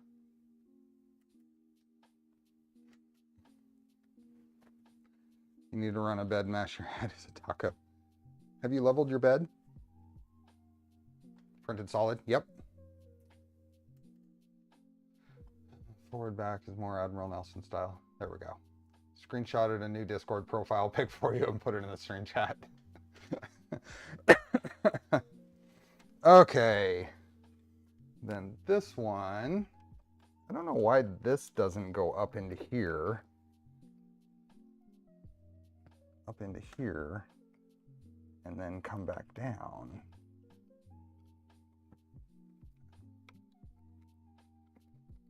And because that's a kind of a weird, it's a little long for that.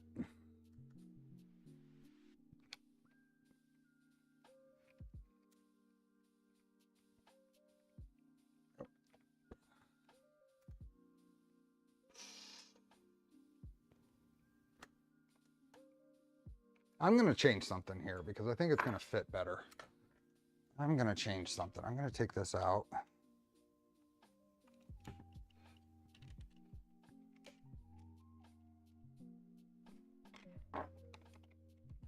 Having tacos for dinner tonight. I'm going to take this out and I'm going to reverse these to go that way. And I think I'm going to do it for all the wires here. I think it's going to be cleaner. So let's do this.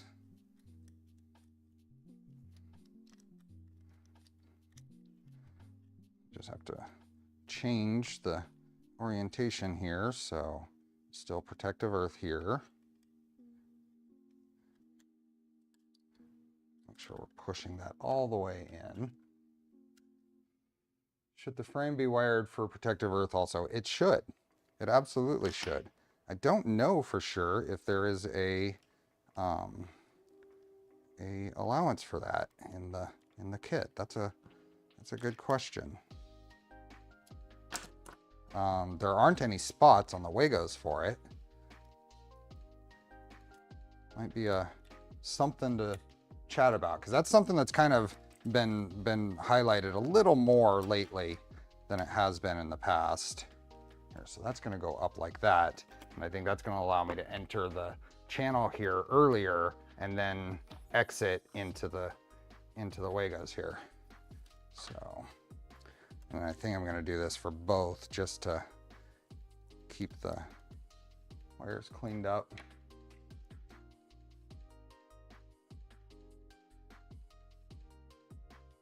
So, let's see, do this on both sides.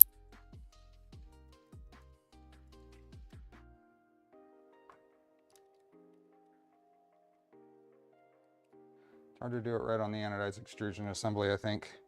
Most of the stuff is going to cut through this anodizing, I've found. Now, there are some anodized, some coatings out there that you have to scratch to get through, but most of my frames, my LDO frames and whatever, have been okay for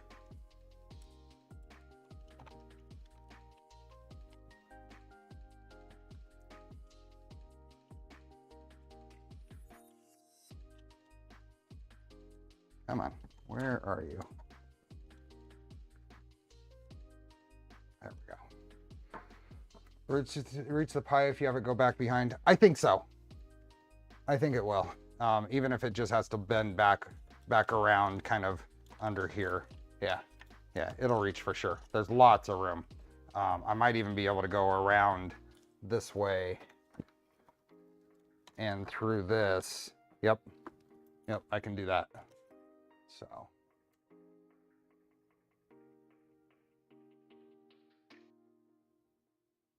it ends up pretty well grounded anyway. Yeah. Wait until next year for my Pi to be delivered. Hey, Zarp. Okay, now I'm gonna put this in the connectors here first. So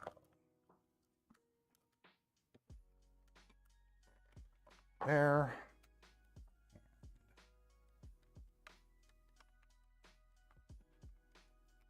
There. Make sure that there. One more.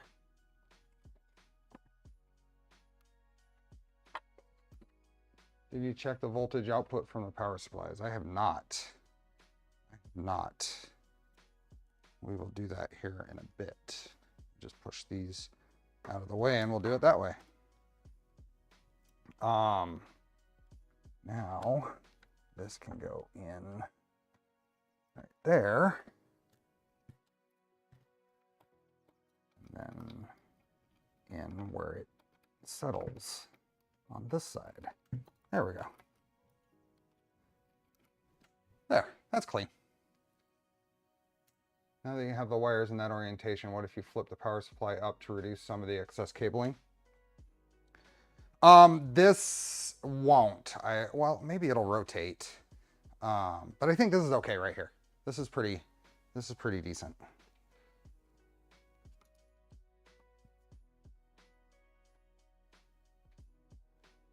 So good point on measuring our outputs. So I'm going to take this wire and I'm going to grab a clamp so it doesn't swing somewhere and short out. So I'm just going to get this up here and just kind of find a spot I can confirm it's not going to short out on something. And then this one's going to lay out here. Grab my multimeter and make sure we have all the good outputs. Wish all you happy new year, all the best. You too, Zarp. We were out shopping. What is the occasion for the taco hat? New Year's. And because Pecked Peppers Garrett is here and suggested I put it on. So, an engagement.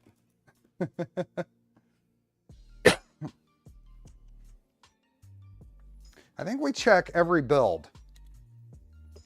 I don't think I've forgotten a build where I check the power supply output.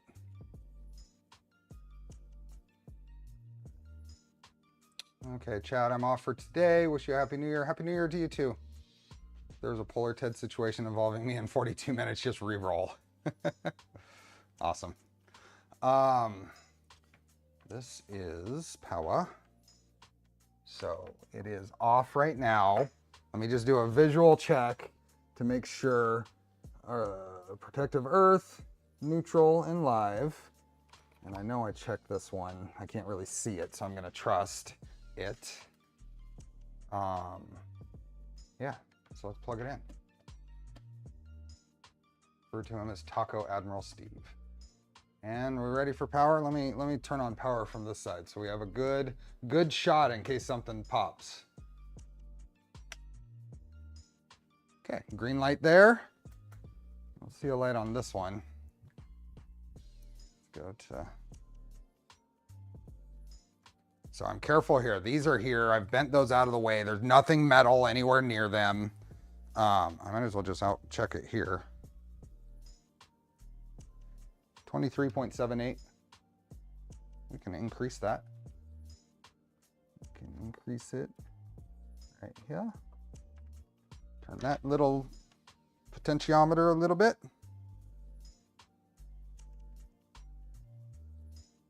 25.07. Oops. A little too much. Happy New Year's. Happy New Year's, Dury. More of a Commodore's hat. Add half a volt for a drop. 23.37. So this is very small changes to get 23.75. So we're back to basically where we were.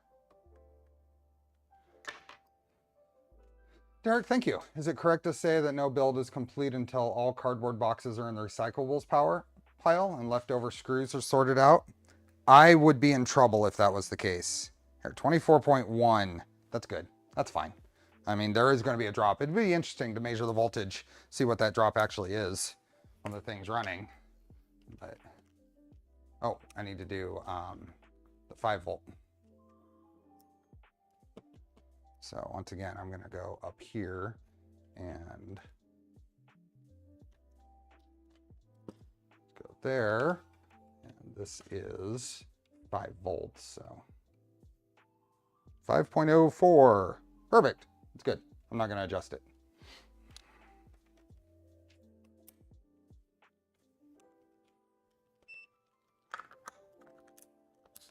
There we go. So, and then this sits on top of my little shelf here, so it's nice and handy. And we turn this off. So ideally, I would have done that before I plugged these wires in. Took some precautions to make sure I wasn't going to short anything out. Hey, Laszlo. Yeah, I'd be in trouble if that was a requirement. Okay, so to finish off power, I can route, I think I'm going to try to route this over here. Actually, I might as well just route it straight into here and then straight out of here. And then it'll go into here and then still plenty of room to plug in here. So that's out of the way enough. That's not bad. Did you check the earth on the frame? No, because there's nothing plugging. It's not going to be grounded right now. That's the bottom line. The frame is not grounded right now. There's nowhere where it would. Power supply is not touching. Neither power supply is touching. There would have to be some way. It might be easiest to go like here to here to ground the frame. And then we can check things. But we'd have to have a fastener to connect to on the power supply. Grounding is a good idea. What I'm saying is that's probably something that needs to be addressed on here as a effective and documented method of grounding.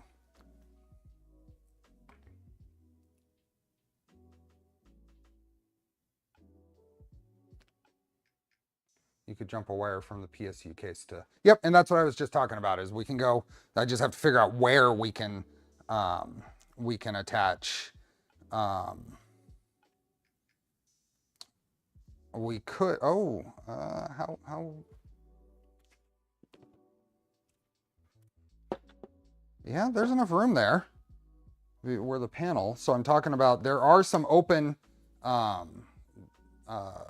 screw terminals here. If I did a wire from there and just basically go down to the frame here, we can see if that's gonna catch us. We can do that. It's not a bad idea. Underside of the PSU has 4 holes with M4 for the main 24, but the deck panel's there. There's no room. There's room here though, and this is grounded to its ground connection. We can confirm that. It should be. Yeah, that and a T-nut. We're gonna, I'm gonna set this to continuity mode.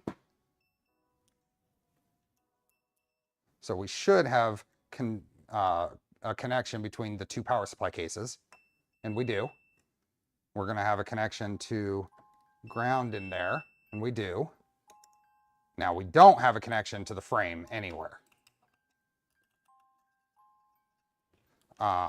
But if we go from that boss straight down, that's a nice short path, and get at least some sort of grounding on the frame. This is not an AC bed, it's a DC bed, so there's no, I mean, correct me if I'm wrong, but I was not aware that we need to worry about that on a DC bed. If the PSU case isn't grounded, I'd be sending it back. Yeah, for sure. There have been some like cheaper power supplies and stuff that have like that blue film, that the film, they put those together with the film in place and then rip it off. And there have been power supplies out there that have grounding problems because they're not making good connection to stuff. Yeah, it's a DC bed. So let's make a little ground wire. I need to find things because I think this is a worthy sidetrack for this. I think this is worthy. Cables can fall out and short on the frame when moving. If a Wago fails, it's always good to be safe than sorry.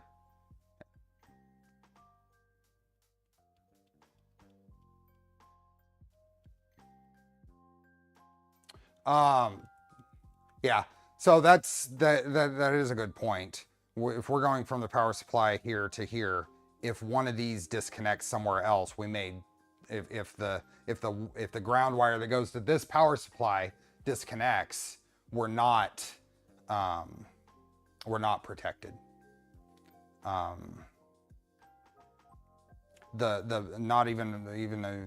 Not a perfect solution would really be to do a 5-position Wago here for ground and go from there to the frame. We're going to get some level of protection here. I don't know that this is actually, now that you mentioned that and I think about it, I don't know if this is really adequate. It will do it. It will give us a grounded frame, but it's not giving us protection if there's failures in other areas of the AC wiring, right? Am I going over that correctly?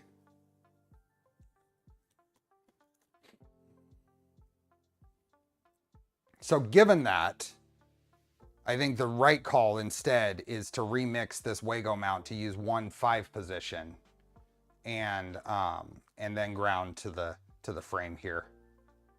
So I'm not going to bother with this. I'm going to probably do that between streams.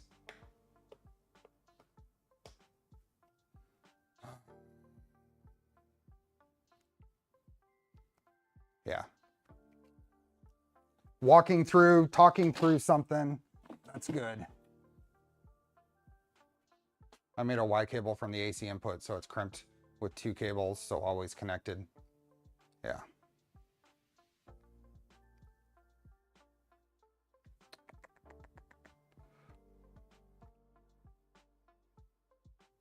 You have a 0- terminal open on the large power supply for grounding the frame. That's DC ground. Oh no, Coho. This is DC side. You need to, for the frame, we're worried about the AC side.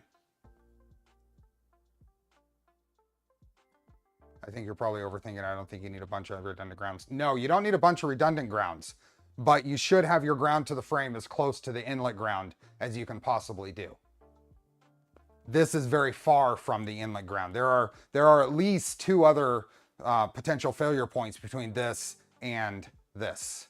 And that's probably not the best practice. We're talking about best practices here. We could get something that actually works that would ground the frame by going here to here. But there's a failure point here at the Wago, and honestly a failure point right here at the inlet. The Y adapter off of here, I don't know if I have a great way of crimping 2 wires into, and I don't know that that's best practice to crimp 2 wires into that. So I think 1 point here from the Wago, and that's what we do on all the other printers, from the Wago to the frame would be the best that we can get. Does that all make sense? And did I misspeak anywhere? Because we're talking AC. I have no problems with being corrected or adjusted in what I'm saying. I want to make sure that we're doing things as close to as close to the proper methods as possible. So now will this go around? No, so this is gonna have to go like under there and then come over here to plug in. So I'll take this underneath. C wires here. I think technically we shouldn't count on the coating of the extrusions transferring power. Now I don't count on it. When I do that, I go around with a multimeter and make sure that we have a connection and that the blind joint bolts have connected the various parts of the frame. I don't count on it.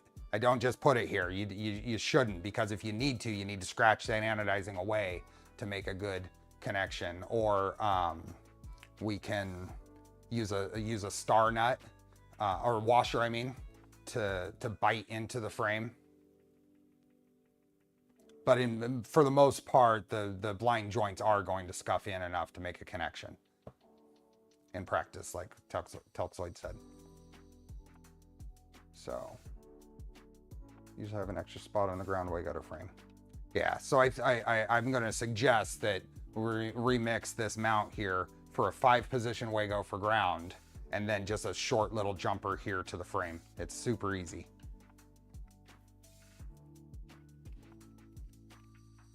I don't think you have redundant grounding in your outlet, which also have Wago, so right.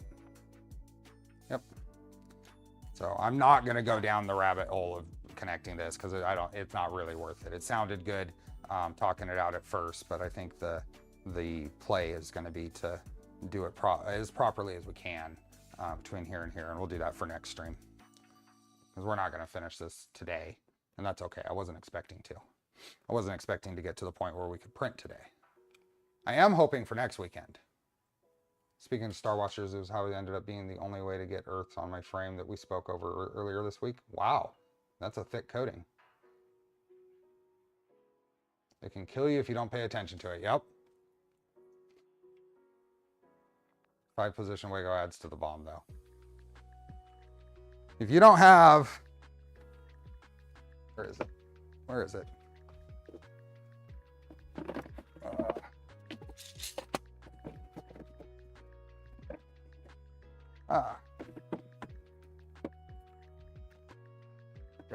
Oh, there we go. If you don't have the big kit of Wagos, are you really building printers?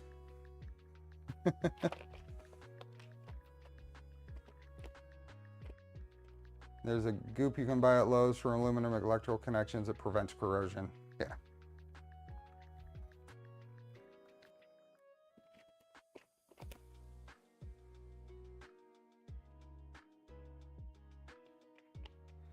Equipment grounding should be a Y connector off the power outlet. Yep.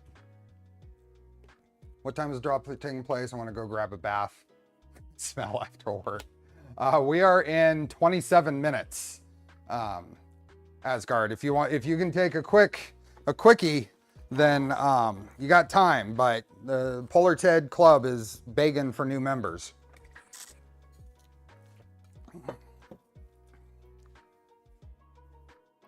I buy my Wagos in bulk. I don't have that level of need for them, but I did get tired of running out, so I just bought that one. Do I have to worry about a dedicated ground for the frame on the 2.4 if I have the bed grounded? I'd be checking that connection, because the bed bolted to the frame, if you've got electrical connection there, it's pretty okay, but I'd run a separate one to the frame.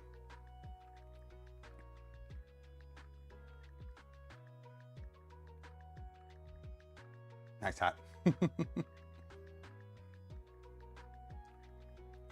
bulk boxes are not that expensive, yeah. So if you have, here in the US, it's very divided on whether you use Wagos in house wiring. To where I think most professional electricians that I've talked to, I have to zip it, because they say no, hell no. They like their wired twists.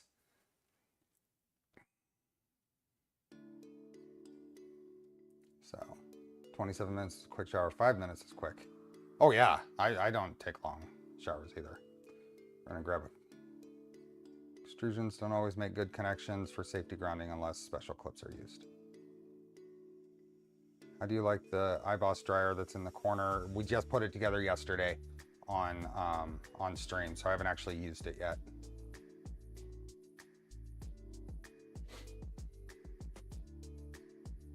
The Wagos are cheaper, but I've talked to them and they have all the stories of how unreliable they are and how much better this is, and yeah.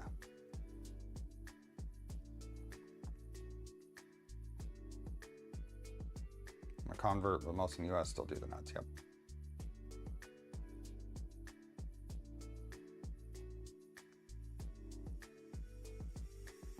And it probably depends on what generation the electricians are from. For some uses, wire nuts are still nice. Wagos tend to take up more space. I can see that, especially some of my kitchen wiring. I think there's like 5 wires going into a wire nut. That was actually a problem I had to fix when we got in here.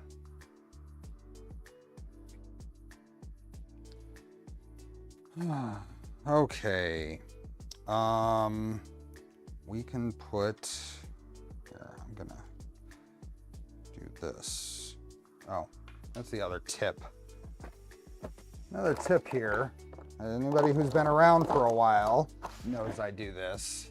But for any of these little terminal blocks, just for future references, I check for the positive side and I grab a red Sharpie and color it. That way I don't have to look at the board and double check. It's like here, I'll have to probably pull that board out to see those, but see from the top, I can't tell which ones are what. So if I go in, I'm going to take this off of here and hope it's labeled on the bottom.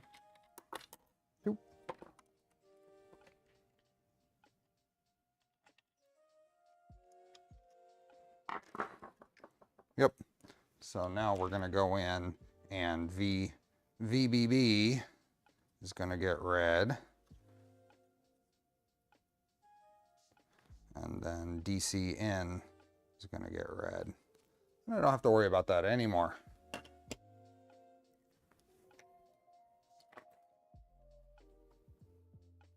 Can you just replace one of the L brackets holding the PSU with a metal one? That would be sufficient for grounding. Not really, because you need to be closer to here. That's the same thing as saying go here to here.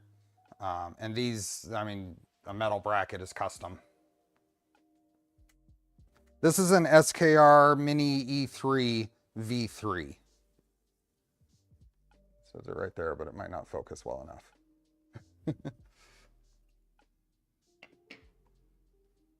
Thought I was going to use a Kraken.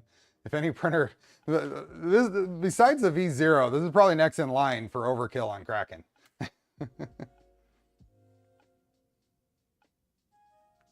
Tapered spring inside bites into the wires.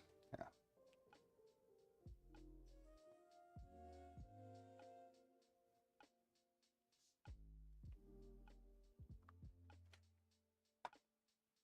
All the streams I've watched, I don't remember you ever doing that. I've done it many times. That's one of the early tips. I did this the very beginning of streaming. One of my early tips. I would go so far as say, I mean, I came up with that idea, if independently of any other thoughts. So others may have independently come up with it as well, but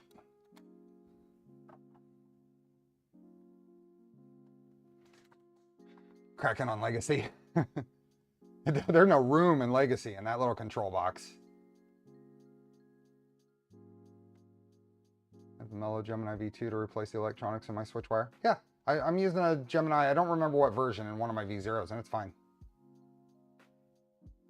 You're going to say that my Octopus is overkill on my Ender 3 clone?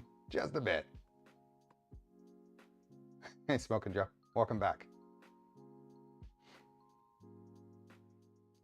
So the comment, I like Wagos a lot, but wire nuts properly installed are good too. Absolutely. They wouldn't be part of the electrical code if they weren't a reasonable solution.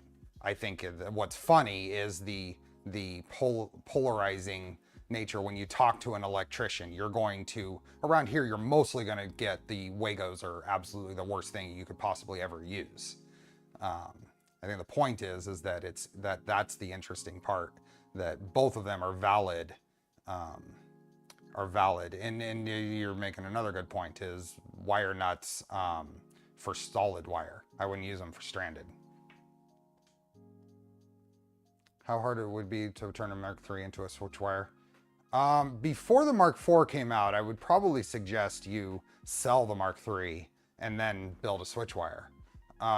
There's very few things. If you're building the frame, you're basically using a couple of steppers, the power supply, and the controller, maybe the hot end, but everything else is going to be new. So, and the bed. Hey, Rice. I'm going to use a Kraken for my Tridex build I'm planning. That's a little more reasonable. You got enough outputs that are needed. They're just all 2160s at 48 volts. Why am I wearing a taco hat? For engagement. The U.S. Electrical Code is put out by the Firefighter Association. Really? Interesting. Overcurrent test, the wire nuts generally outperform the Wagos. It's interesting, the UK wire nuts don't make code. Yep. Why not wear a taco head? Exactly. Okay, now that I know which one is which, let's go ahead and put these in. Now, the ferrules on here I think are a little long, so I'm going to snip these. Snip them just a little bit, just so I don't have a bunch of exposed ferrules sticking out.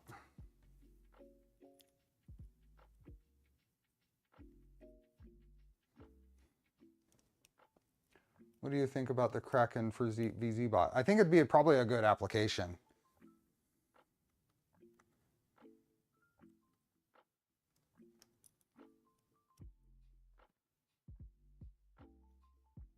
There's a reason to not wear the taco hat.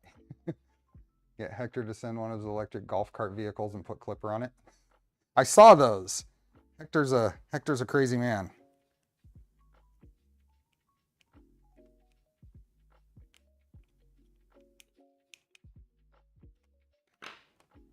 The Wagos versus wire nuts debate is generating a lot of it. Yep. Let me make sure I don't install this a pin off. Right in there. And then this is going to go in here. I might make a little loop here in the middle just to tighten up that path. Little loop hidden in the wire channel doesn't hurt anybody, right? I think we need to see a Kraken and a V0. Is it wider than it? Well, let's find out. Let's find out. We've got a V0. We've got a V0 here. Put this here. So just as a general idea, we get a Kraken.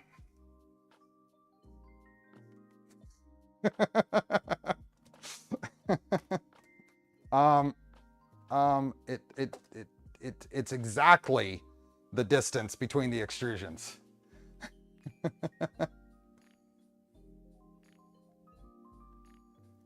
That is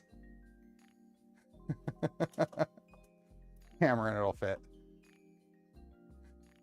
If it fits, it's fine. It doesn't fit vertically. Diagonally, nope. What foldable spool holder is that? This is off of, if you go to LDO's V0 printed parts thing, it should be in there. I like it. I have a version of this for V2 and Trident. I should probably put it, if it's not on my GitHub, is it on my GitHub? I have a version of that.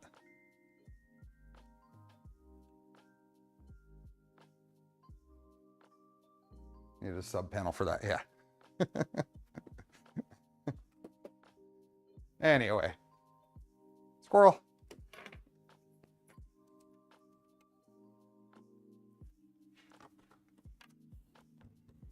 Oh. Where are we at? 15 minutes till giveaway. We haven't hit 400 likes yet. We got to hit 400 likes before giveaway. We got so close. We got 15 minutes to hit 400. The Do Mini has a folding spool holder like that I like. Yeah. 375. 25 likes in 15 minutes is we'll surpass that. We'll surpass that. Okay. Okay. Let's put this in here now, and I'm gonna go right around to the end.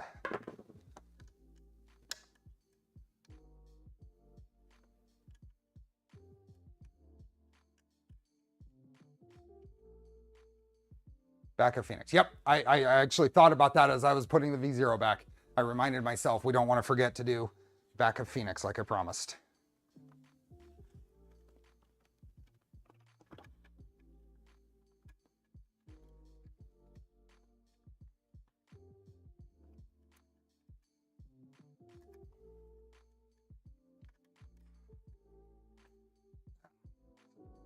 There we go.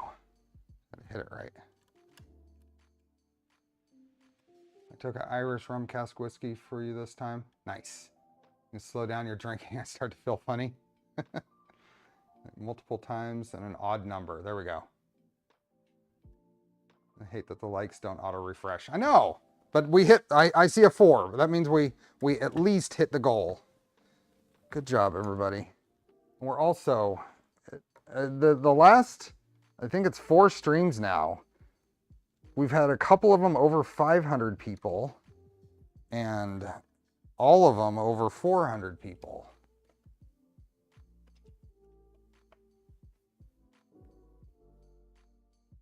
How would you add a second keyback, or has anyone? For the Switchwire, it's not needed. Single keyback is fine. The cable chain gets in the way on this to add one on this side. 451? Wow. Is that true? 415, okay.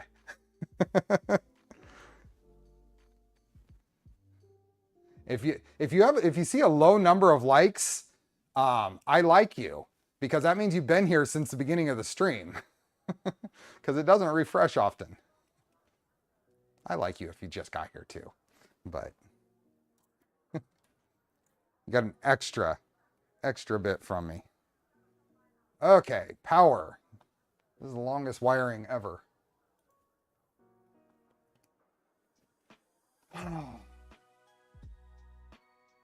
So DC power, so that's what I just did.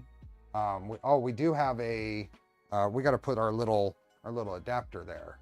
So let's see, I think that's probably in a good spot right there. And that's probably okay right there.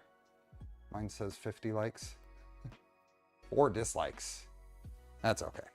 People don't like the taco hat. Someone doesn't like the taco hat.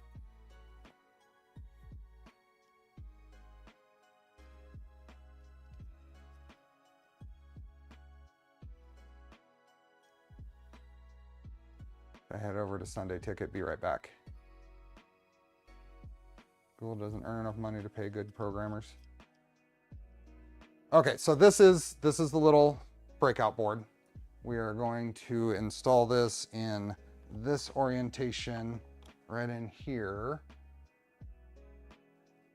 Looks like this is designed to go way further that way, and this is designed to go way further that way.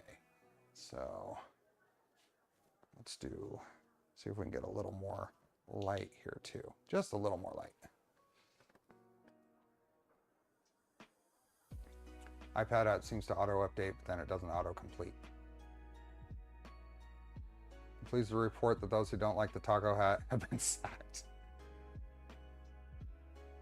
Okay, I won't make it to the 3 hours mark because I've got to get the kids ready for going out with friends. Ah, so close. So close. I'm gonna shift some of these pieces. Did I tighten these enough? I'm gonna shift some of these around.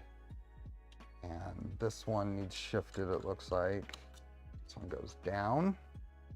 I'm just comparing it to this picture here for where stuff is installed. Let's go under there, probably do like that. 429 and Ravens look like they're going to win. They should have had Napoleon wear a taco hat and probably have improved it. If they don't like the taco hat, they should be disqualified from the drawing. You know what? We have a few things, right? Everybody's entitled to their opinion, even if it's wrong. Okay, that's pretty close there. It looks like it needs to be. That gives us room. Nope. Just shifting things around here. So I moved the controller this way according to the picture, and I moved the pie down a little bit. And then that's gonna give us room to put this right here. Pathetic Puma, thanks for the gifted memberships.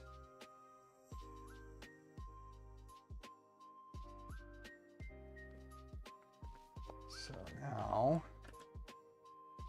here's that rag that I had.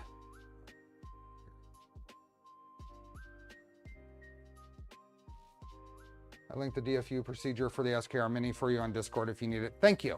I appreciate that. I'm hoping that there's adequate documentation here, but it might be needed. I haven't actually looked.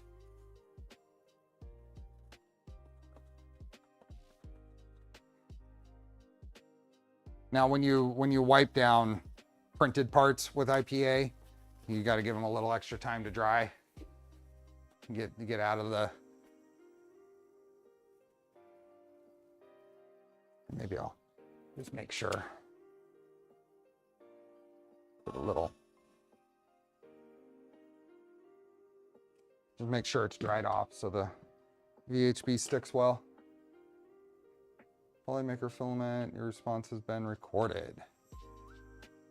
Yeah, we've got 8 minutes until the giveaway. So there is a link in the pinned post and in the description. If you wait until the very last second, one of these days, I'm going to make a quick countdown. You cannot count. You cannot rely on it only being 3 seconds. It might actually be 3 seconds. Lighter works faster. I listen from my phone then. There you go.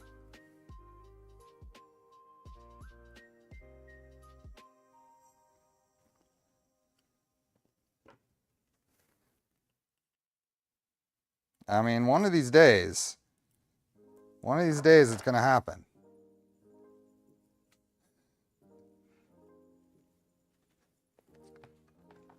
You know, Star Rose here is trying to get somewhere for her kids. It might be today. It might be today. So I would not gamble.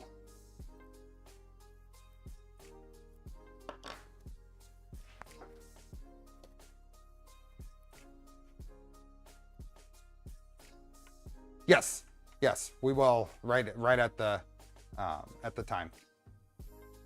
Today should be that day. I know. I've got a good reason to. Cut it dangerously close. Had to go take care of something and just got back.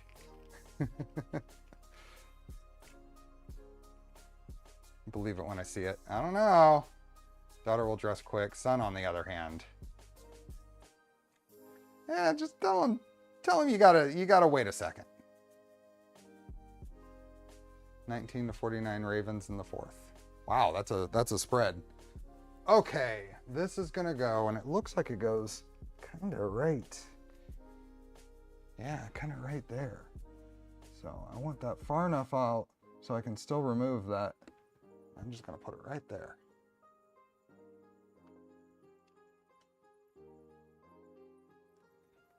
I use Novus acrylic cleaner. Not sure about Everclear other than how college students apply it. What is the stuff I use? Plexo? Plexo? I think it's Plexo. I don't know where my can is. RCF gave it to me. There are some parts that seem like they should be universal for all Voron builds that are only provided in certain GitHub repos. The cable frame anchors, for instance, in Trident repo. We're starting to do some of that, like the DIN mounts are all in a parts repo. That's some of those other things are good candidates for that, for sure. It's a good place to turn the Phoenix around. It is, actually. It is a good time. Let's do it. We've got Phoenix. If you're on headphones, it might get noisy, but the sound canceling, I'll probably take care of it.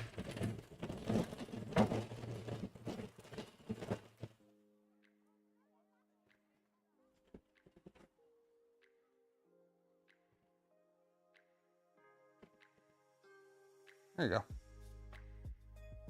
Let's see if I can get... Woo. There. That way I can still see chat. Quick reminder, if you haven't smashed the like button, do it now. Can we get to 500?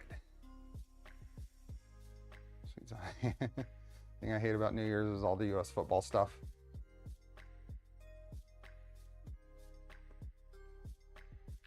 Wires look like PTFE tubes. Yeah. Still waiting on Vision Miner. On the 7th. Was it the 7th? Huh. Can I still print the Phoenix on a V0? No. You can't. That breaks the rule. So. How do you like your DIY workbench? I know. Like the smash button, awesome. It's getting drawn, being away. I can only smash it so many times. So this is where I'm at right now. All the stepper wiring is up here. These are the Toolhead wires.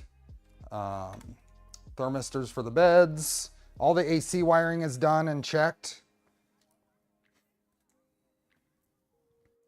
It is all the grounds. The main frame ground still needs to be put in, but there's a big ground for all the beds. I need a taco hat.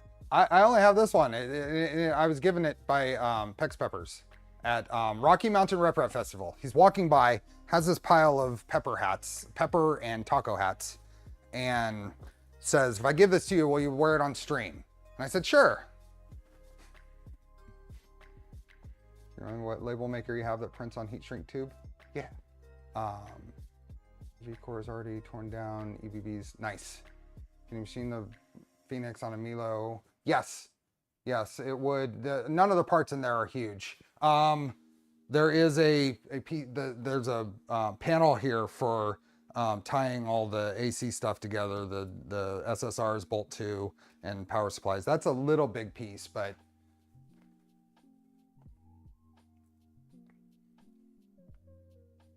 the label maker I have, I don't think is the active one, but it's this. And this is a PTD 600. There's a lot of brother label makers that will print on heat shrink though. And I just buy the generic stuff off of Amazon for the heat shrink tubing. Can't wait to try the CNC parts. I'll probably powder coat mine. I want to anodize them. All my stuff is all raw right now. Just getting it done for dev reasons. Why is it not a live build? Because this is an in-dev printer. It has been announced, so that's why I'm showing it on camera. But the details and how things are put together are subject to change. I have been recording it though. So once we do an actual release, I'll start releasing those videos.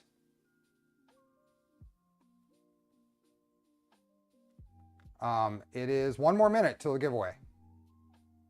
What size tape do you use for the heat shrink? I have the 5.8 millimeter and the 8.8 millimeter are the 2 sizes I use.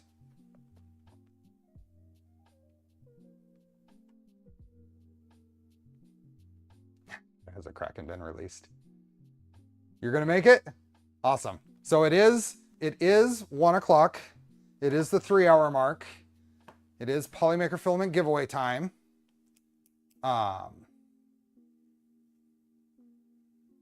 The heaters are all connected to fan outputs, actually, the SSRs. Let's see where we're at. We have 448 likes. We have almost as many likes as entries into the giveaway. Very close, but not quite there. We are very close to the number of likes. How many likes do we have right now? I had 2 Polymaker spools delivered today. It would be cool to make that 3. I had 2 delivered yesterday. I needed another roll of the orange for this, and then I wanted to try some of the, I think it's one of the shimmery PLAs. 456. We're 10 shy of matching likes to entries. 465. 2 shy of matching likes to entries. Why fan outputs when you have the hot end outputs available? They're being used for other things too.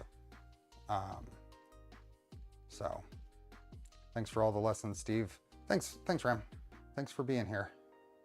470. Okay, now we're over likes to entries. So now we're gonna count down.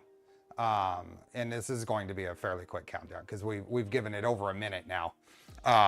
So when we haven't had a new entry in 3 seconds. So 3, 2, oh, there's 1. 3, 2, 2.5 or 1.5. Nope. Okay, now we're gonna go 3, 2, 3, 2, 1, 3, 2, 1, done. Star Rose, 10 months, thank you. What happened to 3, 2, 1, go? Well, I mean, if that's the thing that I don't follow through in. Phil, thanks for being a member, 16 months. Okay, let me get this linked out to a sheet because I know Star Rose needs to get. It is still probably the quickest, but if you count from when I started talking about counting down to when I actually counted down, it's probably average. Don't want to do New Year's with Steve, you'll never hit midnight. That's hilarious. Hey Scott, welcome. How was your holidays? Okay, so who got? Bill, once again, you're again first entry. Please add the heat shrink labels to your Amazon list. That's a good idea, Gideon. That's a good idea. Who got the last entry? Let me scroll. Scroll. Scott got the last entry, and he's not eligible. So Mega T Blaster was the last person eligible. And win the quick draw prize. Scott got that last one in there. He did. Success. Okay, let's go here. And I gotta close and remove last week's. And results. Clear the list. Okay, now we're gonna paste in.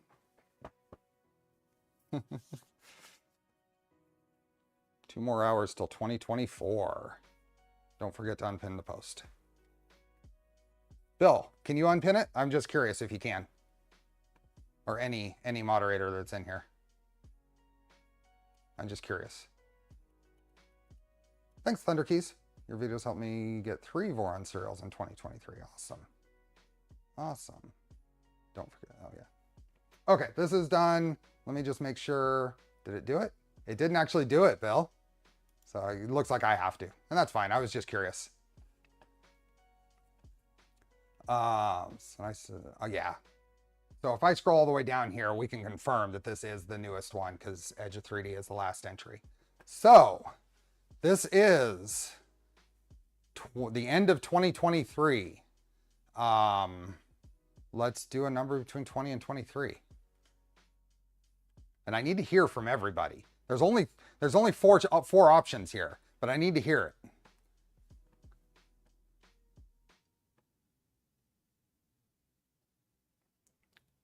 Hey, Mega T Blaster.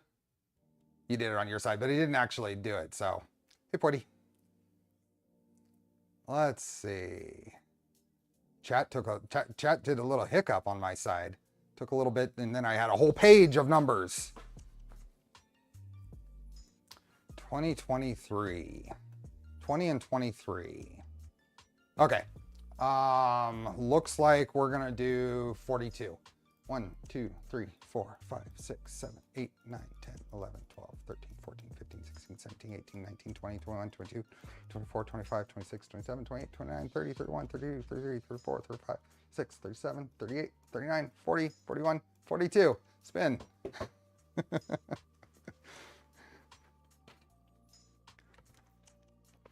Who do we have? Who do we have?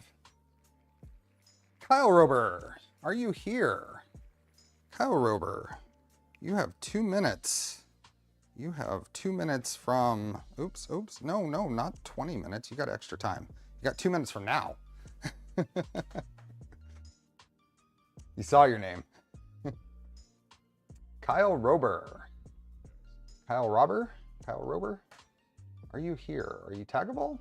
We know that doesn't really matter, but got to say something in chat. You got to make your presence known. Are you here? For a roll of Polymaker filament or a selection if you're outside the US and Canada. I think they used a 9th grader to do the latest release on the YouTube interface. You're here. Congratulations, Kyle. You will get an email from me with some instructions. If you're in the US and Canada, you get a coupon to the Polymaker store in your region. If you're outside the US and Canada, you get to pick a roll from a list of filament. So, awesome. Let me make sure I copy that and make sure everything looks good in here. Yep, perfect. Speaking of rubber, have you printed the Mark Rubber one-piece compliant blaster? No, I've seen it. I haven't bothered. I haven't tried. I haven't thought to do it. I saw it though. It looks cool. I should print one on here.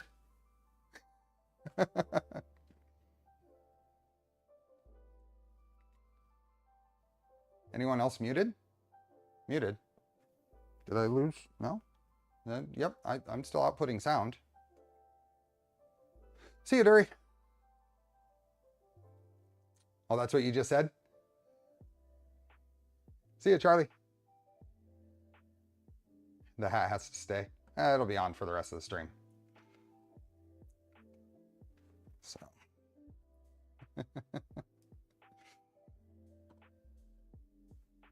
We had a deal. I know, but I have to go back on that deal. Oh, I can stop that. Which way does the LDO adapter go on the Pi? There's going to be a USB cable that goes from there. Oh, this adapter, I can put a zoom in. I can zoom in. Turn it sideways and do a Napoleon impression.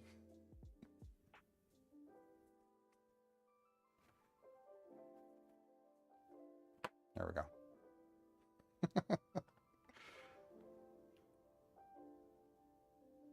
Time to go do maintenance on my printers. Have fun, Kenneth. Oh, it's not as comfortable that way.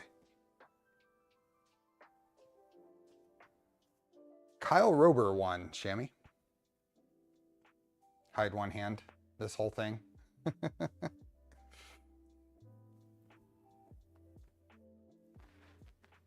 What is the...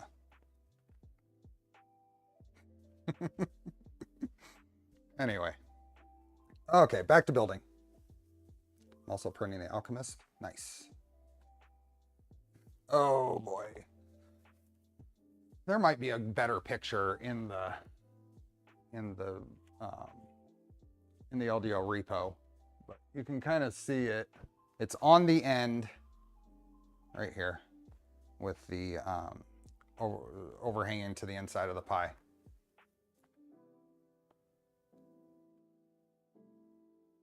had pushed me to order some Taco John's. Nice. I need a parrot. I need another parrot.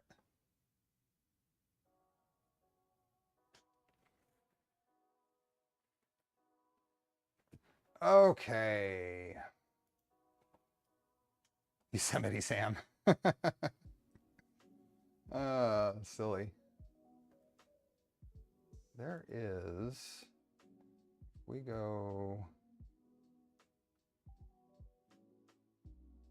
here, just in case it's not clear enough.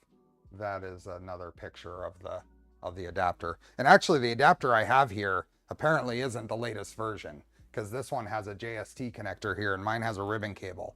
But like I said, the kits are being supplemented with this adapter. I grabbed one that I already had. So it looks like it's gonna look a little different, but this is the way it goes on. And it's already marked for red. I'm pretty sure they do that because of me.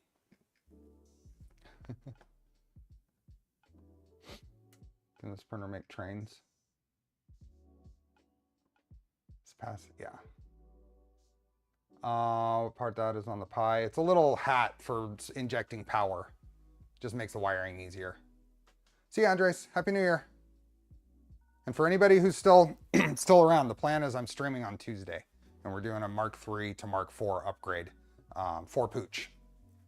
So that'll be for a couple or a few weeks of Tuesdays. So this adapter has, I'm not 100% sure what the JST connector here is, but this is a ribbon cable for the input shaper board that LDO has. And then power, and then it has some protection circuitry.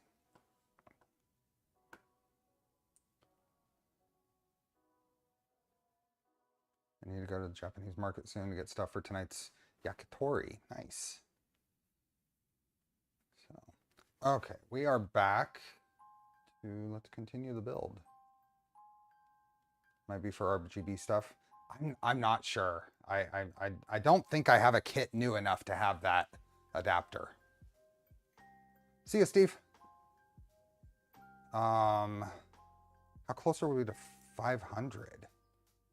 Oh, someone asked earlier about the ERCF. ERCF V2 is very interesting to me because I already have that ERCF 1.1, and it would be an upgrade. I don't know what is going to be involved in that, and it's on the list, but not like, I don't know that it's going to be after some other build or before a different build. I want to do it, I just don't know when. I believe LDO is including pies. Confirm with your favorite reseller though. So, okay, I think we can get into, this is all the wiring for the various things. I think we can start getting into things like, we can probably put the bed on now because that's what it's saying to wire next. So let's put the bed on. So we can turn the printer back over.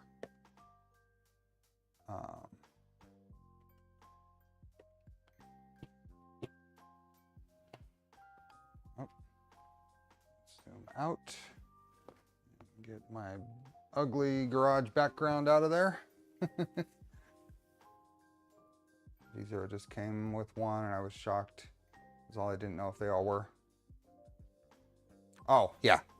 I think the supply issues are starting to clear up. So I think the intent for LDO, I know, was always to try to include a Pi, but the supply issues prevented it. We won't be test printing today. No, we won't be printing today. We've got about another hour left in the stream. And then I'm going to, I don't know what the weather out there is like, but we will not be printing today. Is there still a dart in your door? There is. I left it there.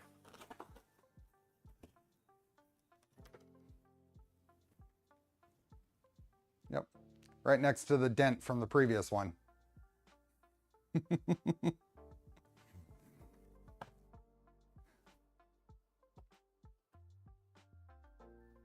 Anyone try an orange pie as a substitution?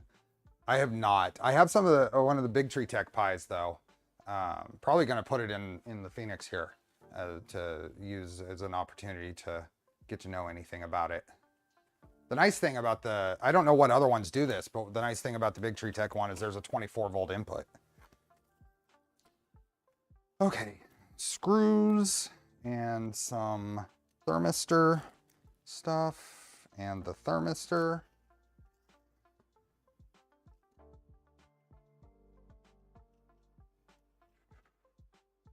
Did I miss a new Nerf dart in the wall? That was from the slab blaster, which I just made public.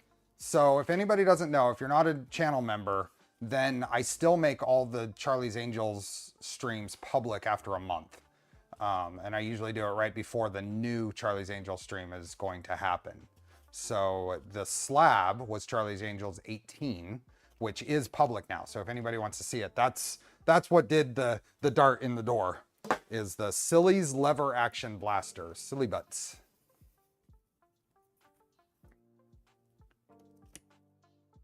Also, I'm happy your soft place with a maker sign and big open windows, and I thought it was a 3D printing place. Print pizza. Welcome, Mike. I just need my Blinky to arrive for ERCF. I think main cell OS makes an image for the orange pie now. Nice. Went out and made a milkshake. Ah. Okay, we have a, maybe this is the better view. Move the printer out of the way. Pull out the bed.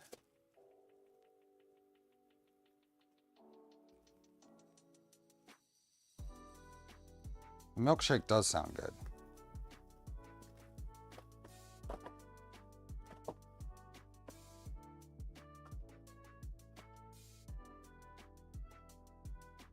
Okay, so this is the Mark 52, just branded for a Voron Switchwire. It is the Prusa, same as the Prusa bed, 24 volt. I think, yeah, Mark 52, designed all the attributions there. Pretty sure Prusa or LDO makes these for Prusa. Or at one time did, or how is heat bed one word and why is heat bed not heated bed? Made of vanilla espresso. Okay, that sounds good. My stomach is starting to growl. My stomach is starting to growl. So let's go to the, see if there's anything in here. Was there anything on the heat bed? I think it would have been further back, but I'm not sure. Yeah, here it is. So we've got Y carriage and we've got a chain for that. So let's set up the bed wiring. Cable kit.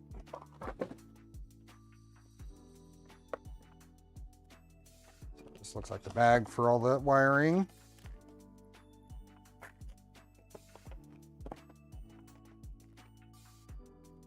Just wondering if I should go another direction. I have ERCF kit from DFH, but haven't done anything with it. I think for something like this, if you haven't, and I'm just kind of formulating this thought as we're talking, as we're sitting here, if you have something like that, let's use the ERCF as an example, and you haven't built it yet, and there's a new version that there's an upgrade path for, it's probably a good idea to go ahead and do that, because you're going to get a lot of help with that. The resources are going to be available. If that might change, in my opinion, there might change if you were relying on that being done for some project or whatever. But if you're wondering whether it's just a fun build project, I would definitely go for the new thing, because right now is the best time to be involved in in that. Okay, so we have nice long bed wire and thermistor wire and some, this is bed thermistor extension. Oh, this is LED strip. That's LED strip. This is the bed thermistor wire. And then we have LEDs here. Okay. And then upgrade a lot of new hardware and all new printed parts. How much of the V1.1 is compatible? Because I mean, honestly, I don't know the details. I know it exists and it looks cool.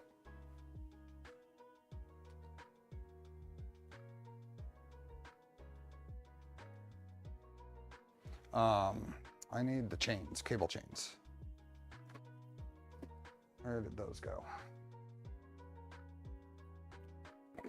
Toolhead in motion.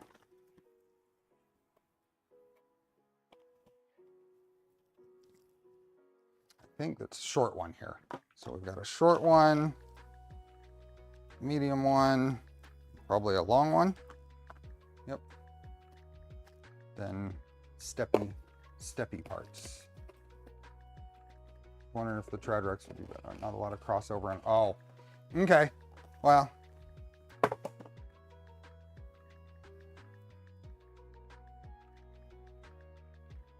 I need to look into it more then. Started everything to build an all-wheel drive V0.2. That is ridiculous.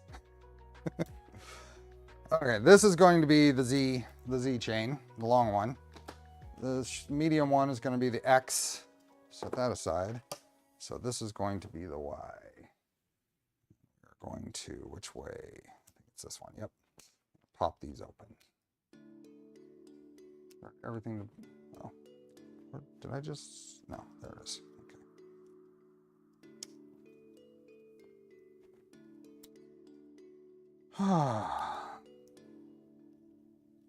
So it is now. We have a few people in here where it's the new year right now. Do we have anybody left in here that it's the new year right now? That's 10.5 hours away for me.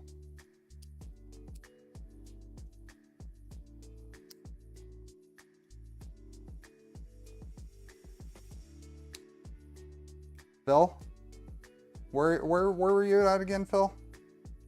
In 40 minutes for Mega T Blaster? 100 minutes? Yeah. Okay, so this is gonna go, which way? Go this way? No. Is this already done for the bed? No, I gotta flip these. Okay, I gotta flip the ends. And both of these ends are rigid. So on cable chains, depending on who's making them, it is important to check which end is the floppy end versus a rigid end. These are rigid ends, so the joint between the end and the first link doesn't move. On some, especially some of the generic chains off Amazon, which some of those are really good. I like the Befenabe brand.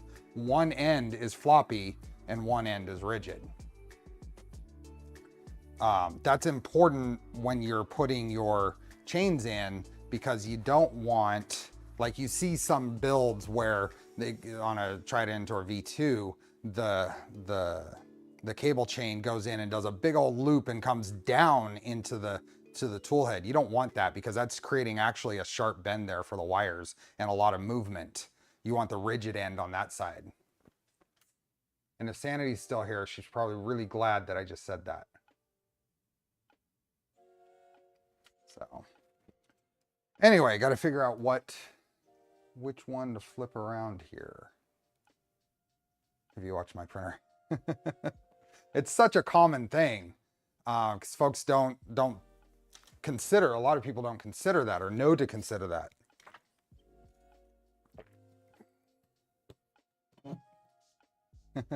There she is. Okay, now I'm just kind of checking here. I got to flip one of these around. So I'm going to just take this end off. Since they're both rigid, I don't think it matters which. So this is the bed heater. So this is going to be that side.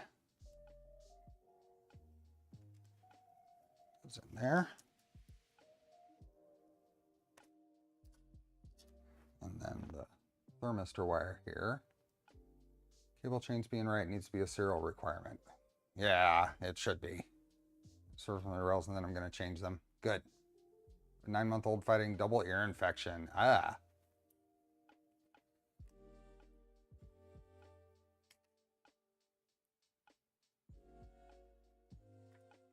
Okay, so this does have some zip ties along it. We do not want a zip tie in the middle of the chains. I'm just going to snip these. I think it's mostly to keep this from tangling in packaging. Be very careful when you're snipping these, because it's really close to the wires.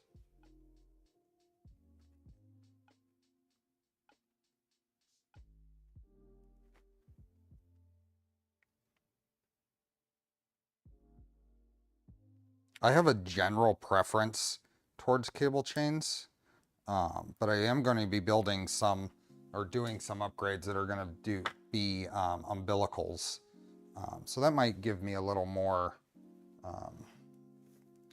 thoughts on that.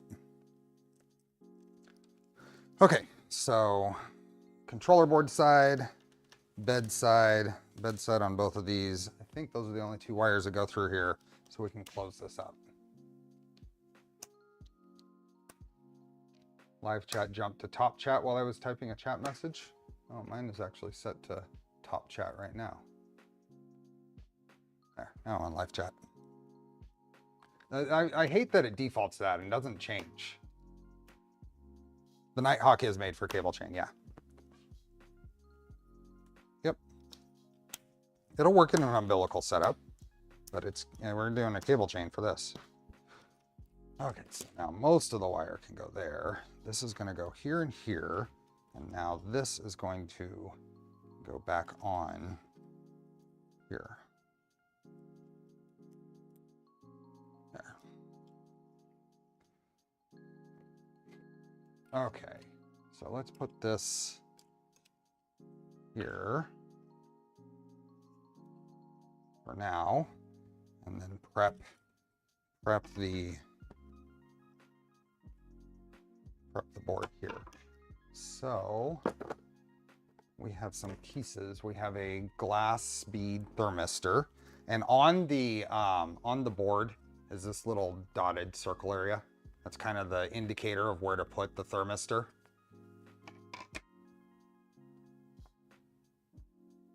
Nighthawk with super fast. Is that what that was called? Because I remember that too. And do you remember Venom with the Viper, the morphing Viper, the silver version versus the RT10 version?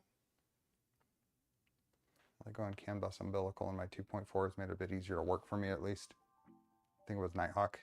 Yeah, I remember the show, but I don't remember, can't confirm the name. Okay, so that is going to go there.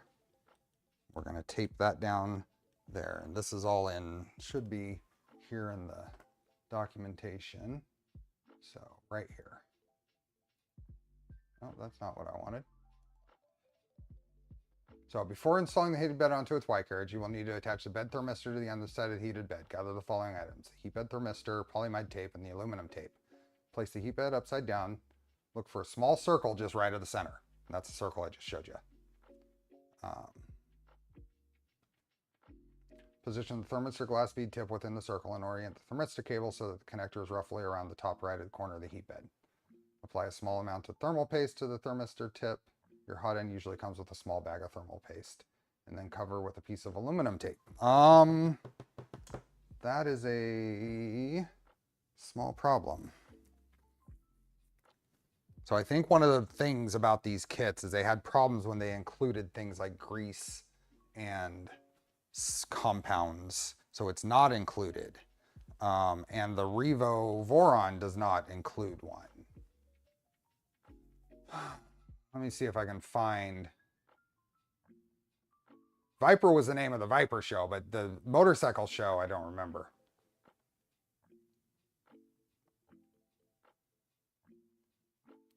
They're healthy enough to play, and they're not suffering. I have the Airwolf theme stuck in my head. I think I know where some thermal compound is. In the other garage. I'm gonna have to go grab that. So let me go grab that real quick. I'm pretty sure I know where it is.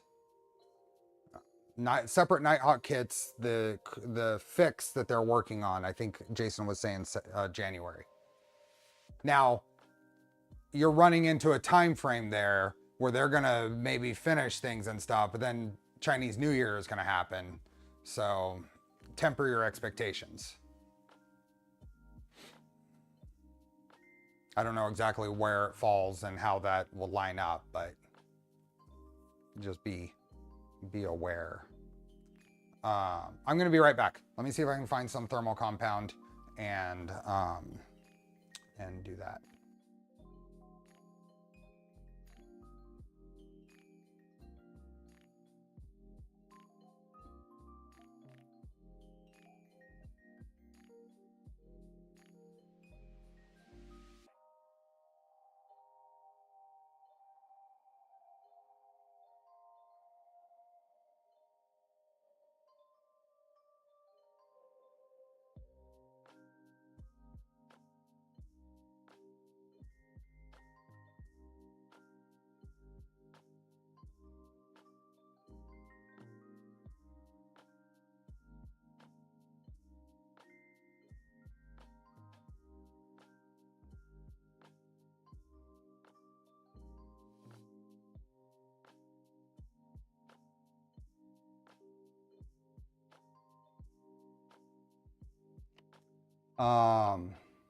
Found some.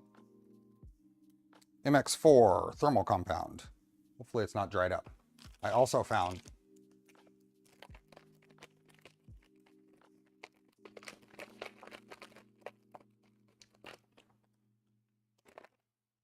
see Asgard. I think I deserve some gummies. I remember the fast bike rides were a fast forward blur effect. Okay. Oops, here.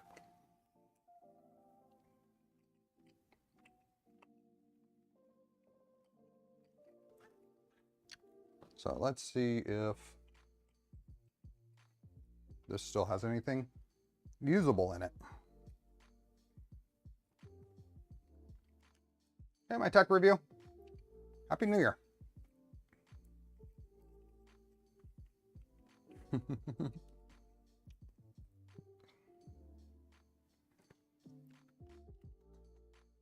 Don't need a lot. Oh yeah, that'll work fine. That will work fine. It is soft enough.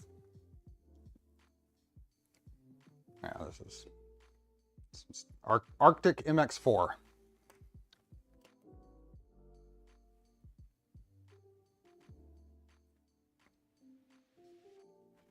And then we have aluminum tape.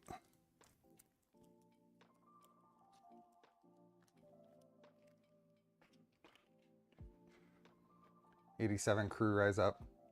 Our bicentennial babies. I know there's at least one here.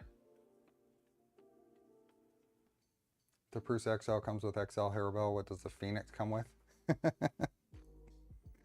I saw a picture. It has the bucket spot for the XL, but it was a bag of Haribos in there. Prusa run out? It'd be very sad. Hypermotive Racing, there we go.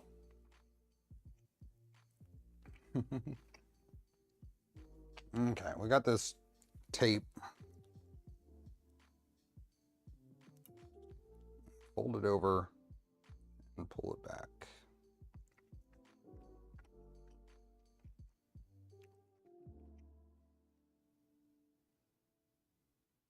There we go.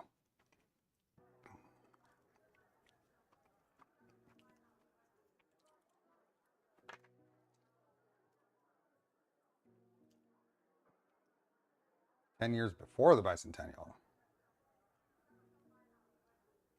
They'll go back and forth with the tubs and giant bags. Is it the same amount of Haribo at least? If it's the same amount, I can let it pass.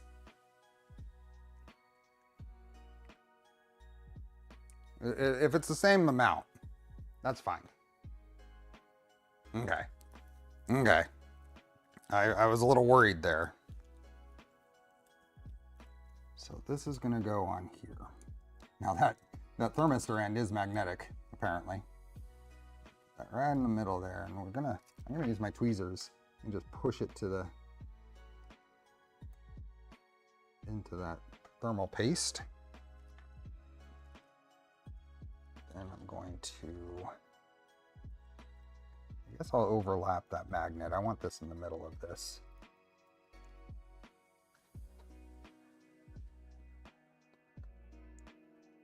Just kind of burnish it with the back side of my fingernail.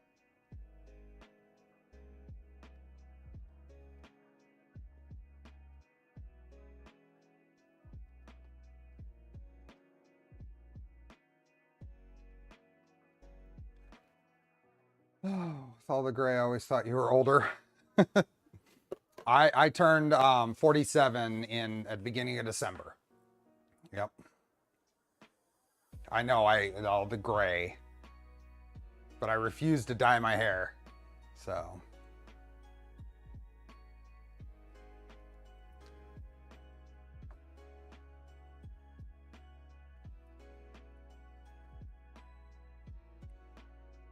That silly hat just flopping around. Anyway, this is just kind of burnish this, push it in, and then we'll put a couple of pieces of tape on. So this is going to go off this way, kind of like that. Can't wait to get a mighty gray beard. There is lettuce. Kids make you gray fast. And mine is going to be 20 in 5 weeks.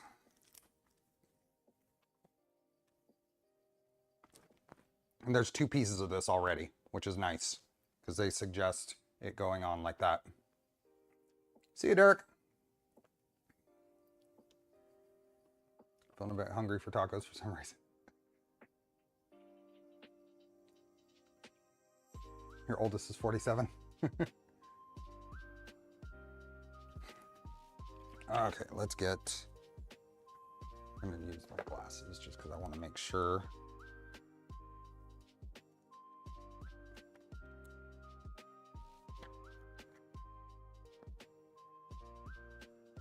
Which side is this? Yep, there we go.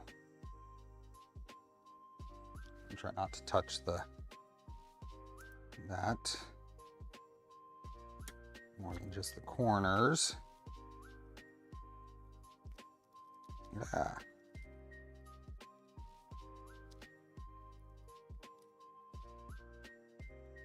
Uh-oh.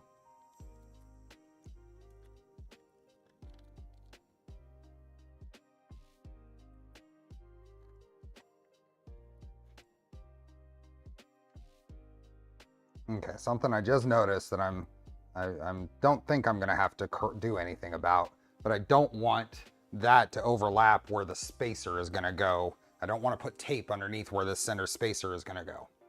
So let me find those spacers and make sure it's not gonna get in the way. Otherwise I'll just pull it away a little bit. Maybe I'll do that anyway. Yeah. Why Prusa has you spread the wires leading to the thermistor?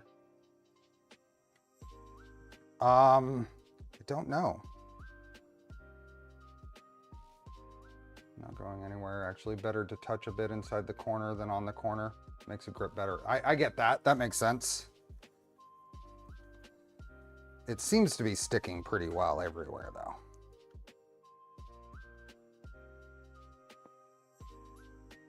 Kind of going up and over, but that's fine. It will be fine. Yep.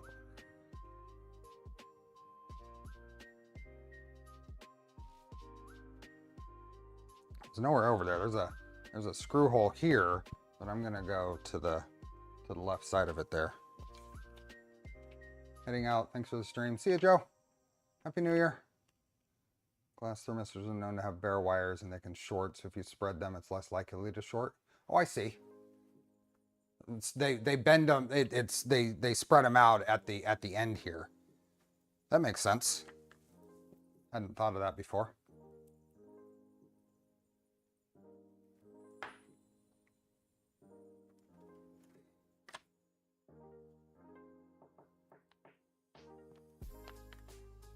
And I think you tagged the wrong colon there, Bill. Or maybe that's you said K, as in okay. Okay, so let's go.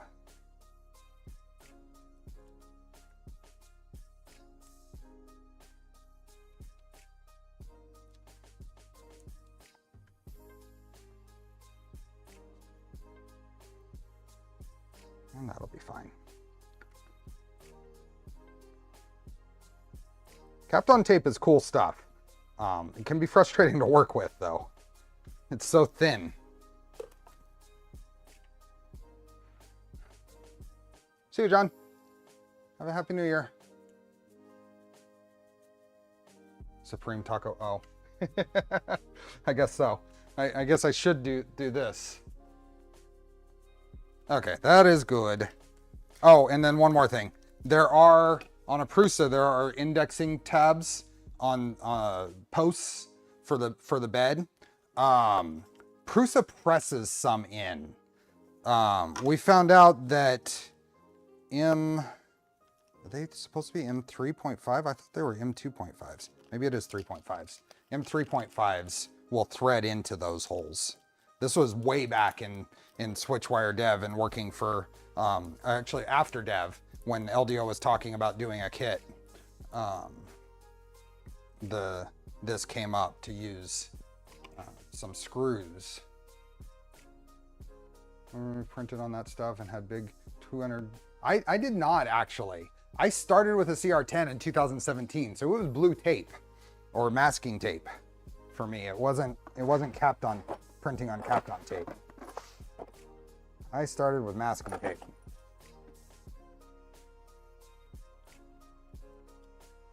That is a bigger driver than 2.5. Is that really a 3mm driver? It is. Okay.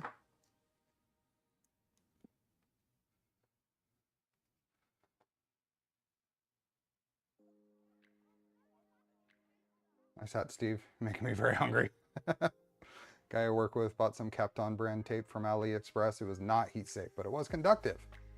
That's kind of the opposite of what Kapton is supposed to be, right? Thanks for being a member, Taichin.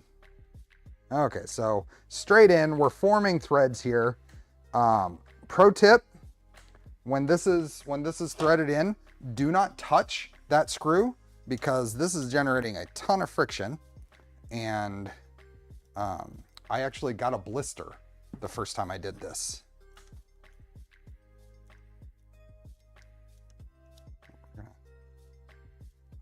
And I just touched it, but I didn't. I mean, last time I did it, I grabbed the thing with the screw and left my hand there.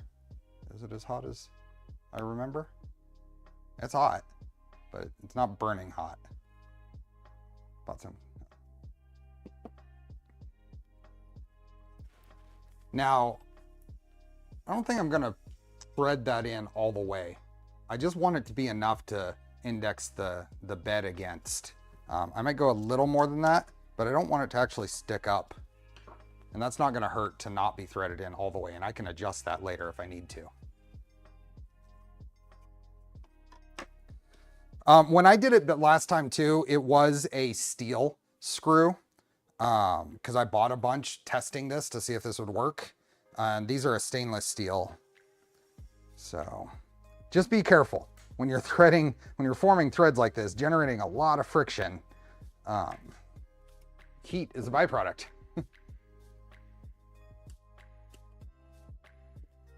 Mailman came with a DigiKey order. Awesome. So I'm gonna have this come through. Let's see.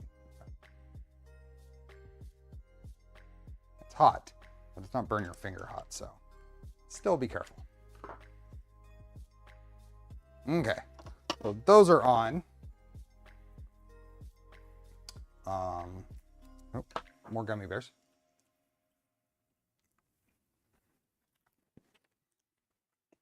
Extra aluminum tape. I don't need that.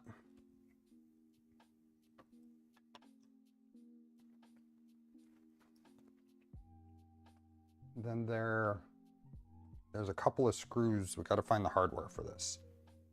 Did those come in?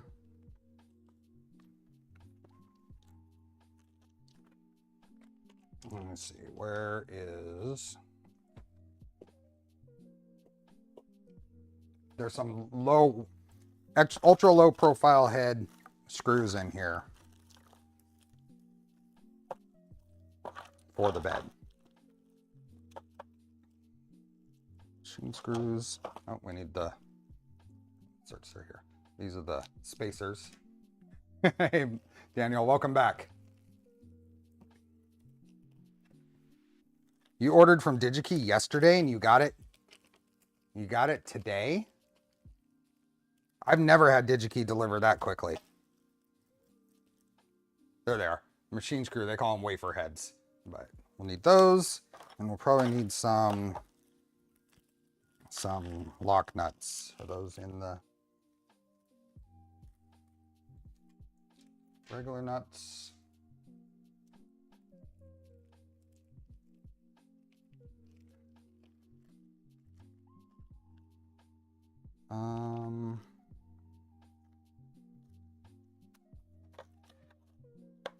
Don't see lock nuts. Maybe they are regular nuts. Just a hex nut, not a lock nut. Need those. Need those. These back in here.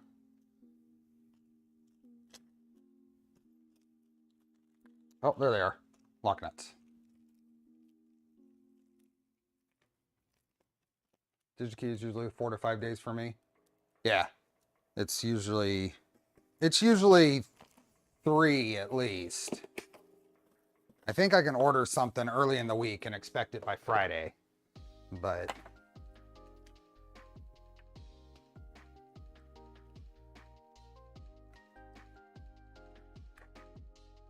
okay, something I was going to check was to make sure that these spacers aren't gonna, make sure that spacer isn't gonna be on the, yeah, it's far enough away. It's not gonna be on that Kapton and affecting the height there. Hey, Nurgle, welcome back. Hey, Johnny Boytek. You like the hat? This is all Pex Pepper's fault. Hey, little brat. I think the goal here is we're going to get the bed completely installed, and that'll probably be the progress for the day. So we've got this. We've got the wire here. Oop. Got to figure out what's going to be the best way to get this installed. I think it's going to be go ahead and bolt this on. Now, if you look at the documentation, they have you bolting these on with the wires directly out. This is to avoid running into the back panel. On mine, I soldered them, but we're gonna go with their recommended install here. Shipped from 3 River Falls. Where's that?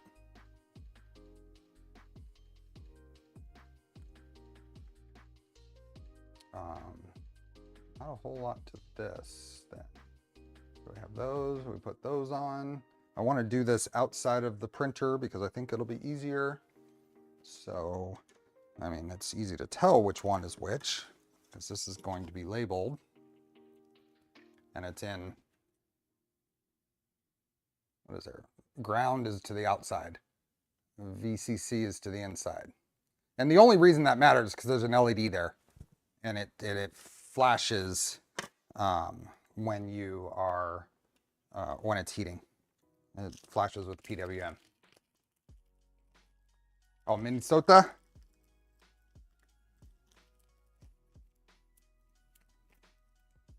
Okay, so these and 2 of these wafer head screws. I would say probably 2 washers is what I would use. Do I have washers? Let's see if I have washers. I live like 2 hours drive from them. It usually takes a day or more. DigiKey is one of those that does have processing time. They don't usually ship same day, at least not for the orders I've done. There's usually a little bit. What are these for? 2.5 by 8s? Where are those used? 2.5 by 8s. There's 6 of them in here.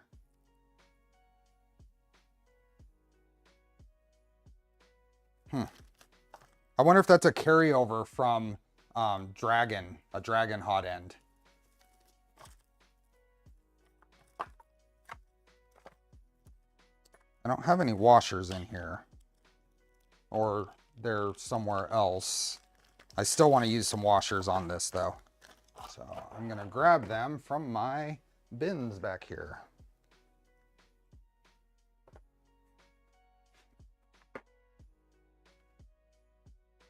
Festo fittings for my Prusa MU3 upgrade.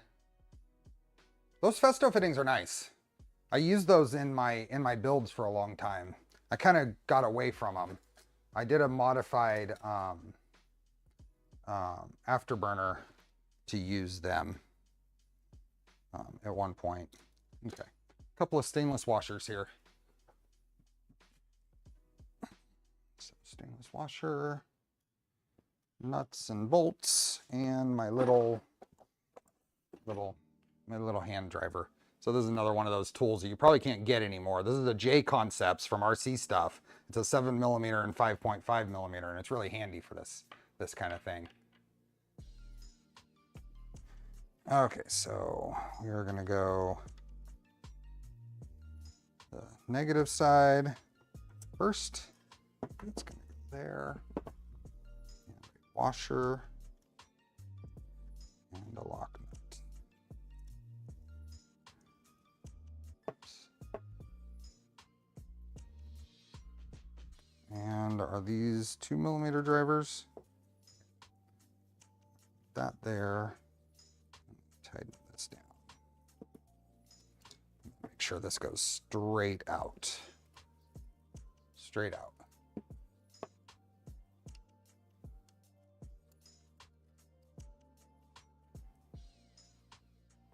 Oh, nice and tight. Nice and tight.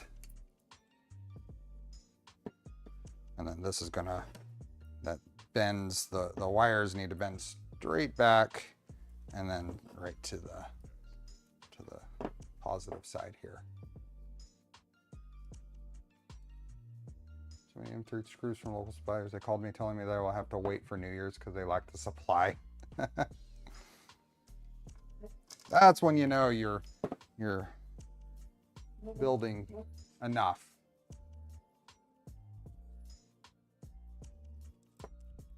Nope.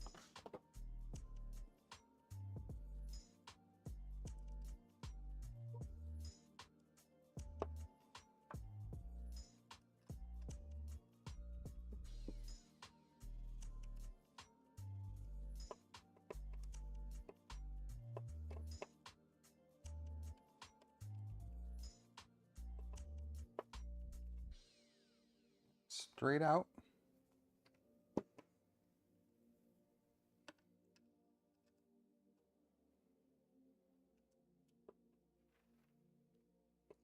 Sure it's tight. At least a couple ugga-duggas. And then there's a printed part that goes over that. to protect it. It's a little printed part, and it's got gaps on the side and everything, and this just kind of goes on here.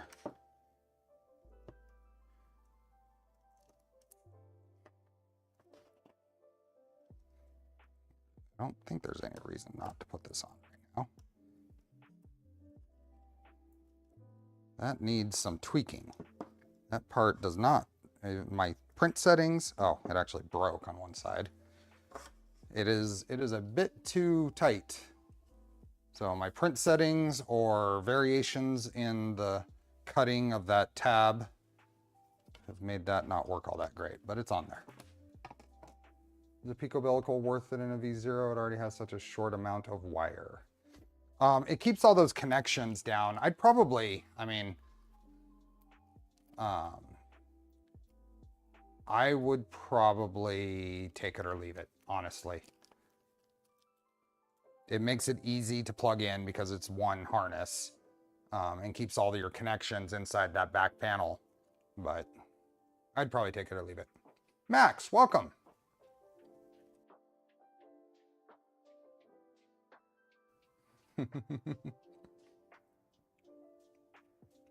Happy New Year's. Happy New Year's Eve. I guess it's Taco Tuesday. Okay, so now we can get this thing on here.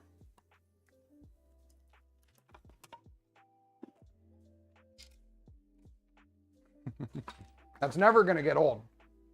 It's never going to get old.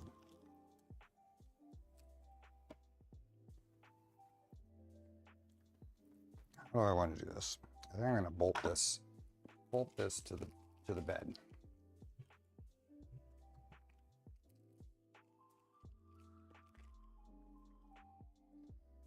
Put one here, then find my thing of stainless. There should be some stainless flatheads, but it looks like they're not using stainless. They're using their nickel plated flatheads. Modbot, thank you. Cheers to a great year with lots of awesome builds. Many more in 2024. And many more, or at least more, with us too, right? Something. We'll figure out something.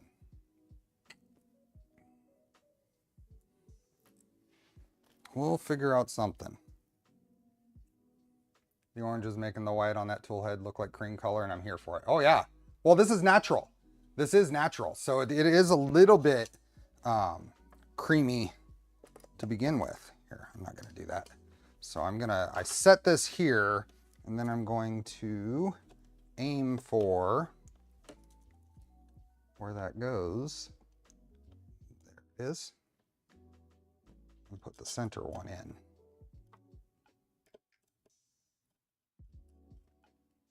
Oop. And then we can go around and do the other ones.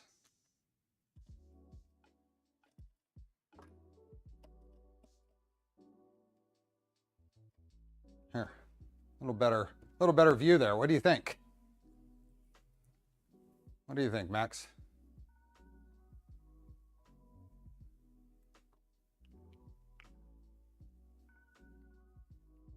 IMAX TV earlier. Oh yeah, we should do that. Hold on. Max will get a kick out of this.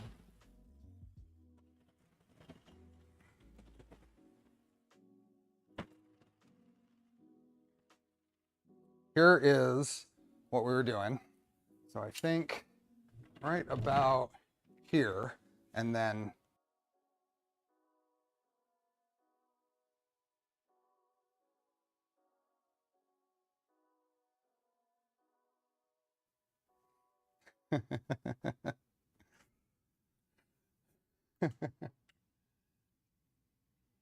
One minute till New Year's. Perfect, right? Oop.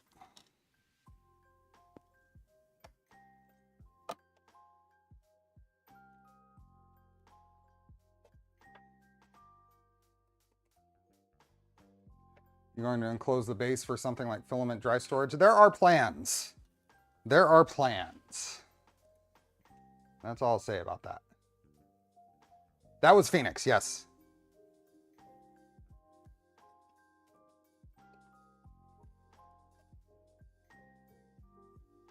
I'm not tightening these yet. I'm just placing them. You can get under the corner here, and then you can hold it in place with pressing down on the top.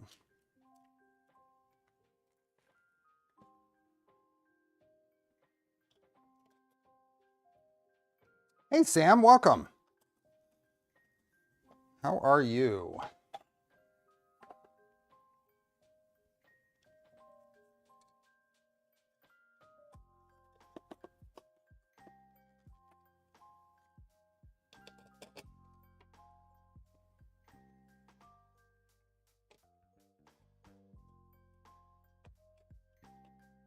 Working our way around. And maybe put that up here on top.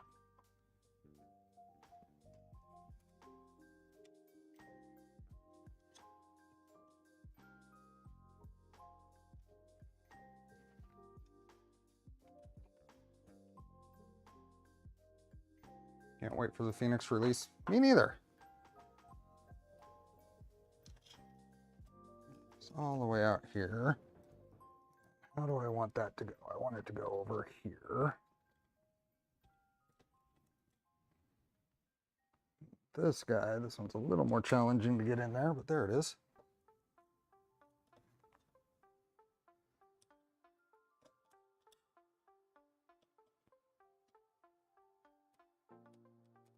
I just thought of this, but the Mark III you're upgrading is an older one that is getting a new power supply. Get the PSU cover. That's not true. It has the Delta. It has the Delta power supply. Unless there's different versions of the Delta.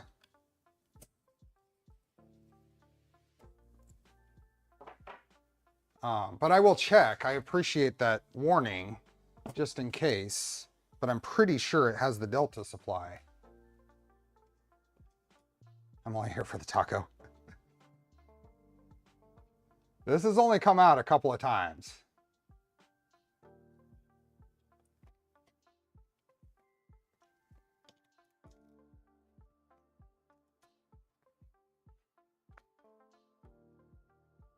Okay. There we go. Now, put the cable chain on here. So let's move this all the way to the front. Get the thermistor connector on here. As far as I know, there's just the black and the silver one. Black is new. Yep, and I'm almost positive it is a black.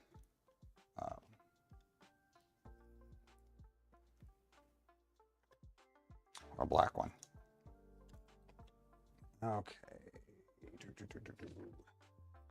Fasteners. 58 minutes till New Year for you, huh, Ram?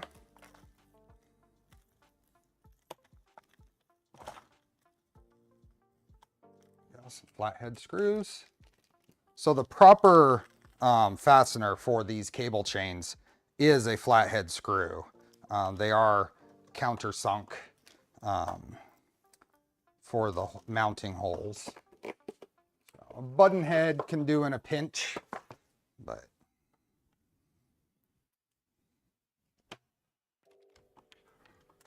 go through there, thread it in there.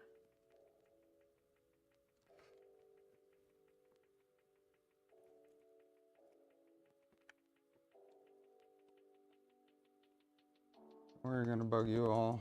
I'm back from lunch. Welcome back, Engineering Chaos. Have you made an ERCF? I have. I haven't used it much. And the new version intrigues me just because it's new and it looks neat. But I don't know when I might be exploring that build.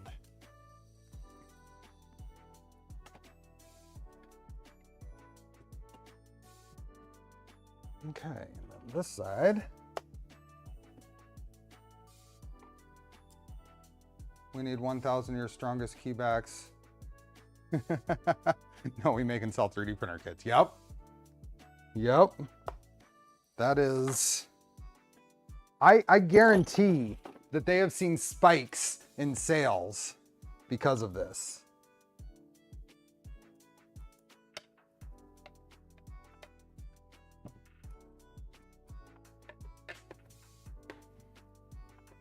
And Max, we covered this when we installed the key back, but it seems a little obvious, but I want to make sure that you know, because you're the one that almost poked your eye out, right?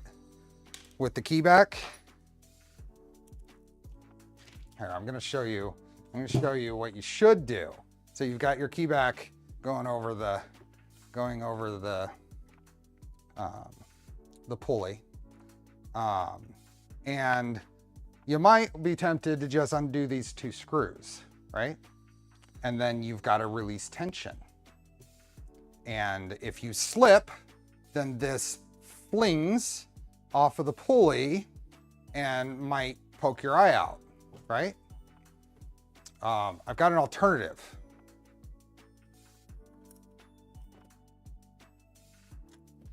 Now we can pull this off. Right? And then when you're putting it on, put it on here.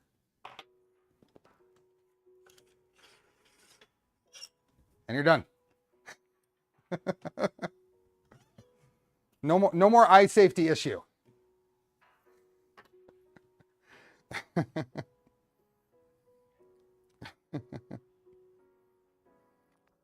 Now you got to remember this at 3 a.m. Yes. But I will fully admit that on my first build, I put this on and I pulled it up and turned it over and screwed it in. But I'm thinking, you know, I got to think of what's the safest way to do things on stream. And I realize that's not going to go flying anywhere.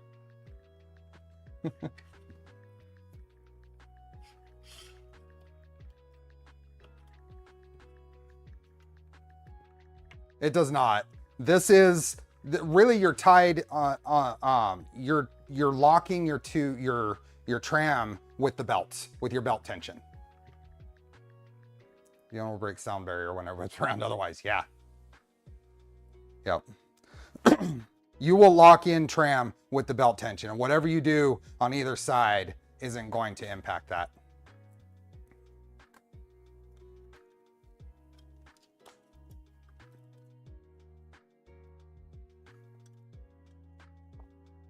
These guys go in here.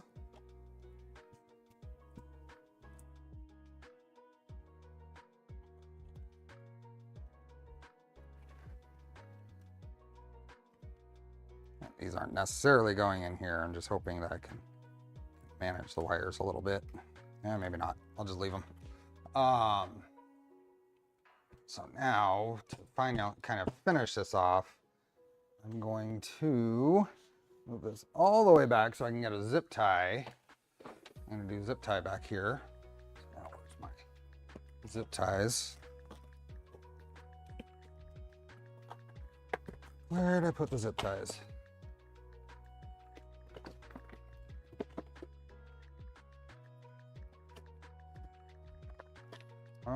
Where are the zip ties? Not there, not there. Yeah.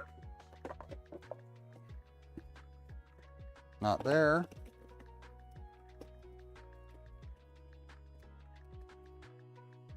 It's time to assemble printers. You're tired enough to focus on single thing and not run your brain wild on other things.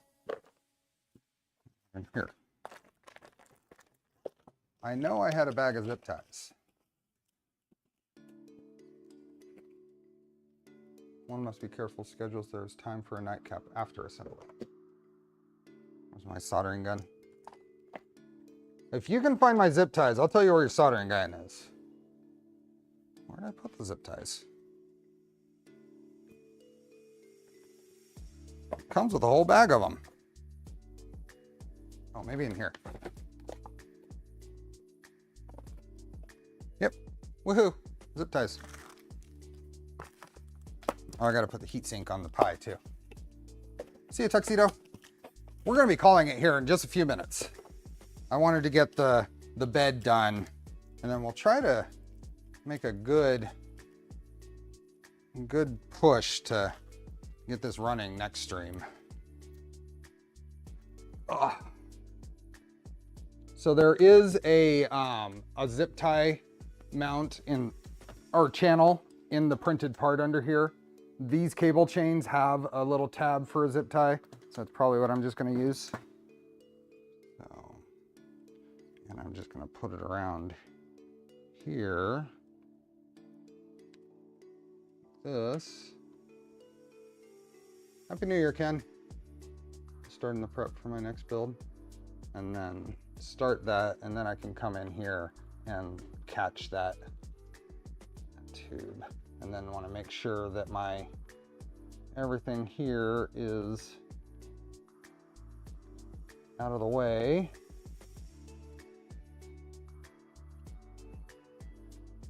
And I want to do 2 of these, so I'll do that twice.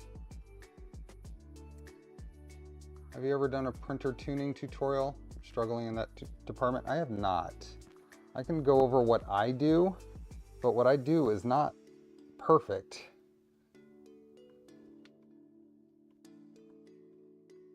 Okay, that'll work. That's on there. So that side's locked in now. And then get in here and get as close to flush as we can, given the space constraints. There we go. And now when we push it this other way, we're gonna tension the wires. So we're gonna pull them tight and then push them all the way. So we're gonna get them all to where they're tight. So that's following the inside bend of the chain, then push it all the way in so it's following the outside bend, and then you find right in the middle of that to cinch them down. How are you liking that filament dryer? I just assembled it yesterday. I haven't used it. Right now it is showing that the relative humidity in this room is 31% though. So right in here. So if I'm doing this, then I pull it about halfway and then cinch that zip tie down. And you would do this, doesn't matter the cable chain. You want the wires to be following about the middle of the bend on any of those turns.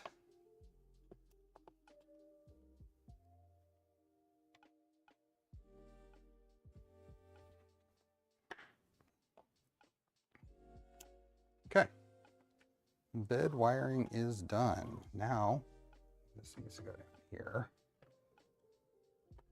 There we go. Now it doesn't catch. Do you think the Cyborg Enderwire kit is any good? Daniel Modbot is currently building one, so be sure to tune in to his streams. I think he's done 1 part on it so far. I think the second part is probably coming up this week.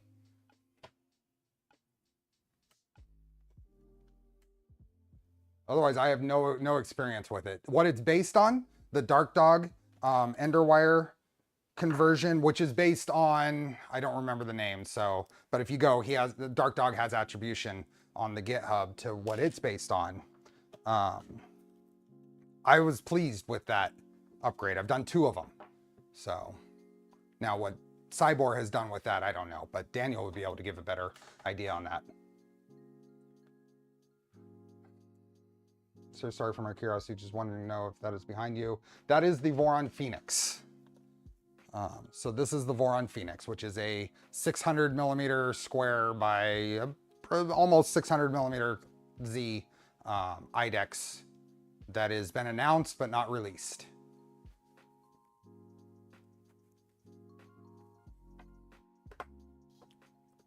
I bet you use it for small wood projects. What?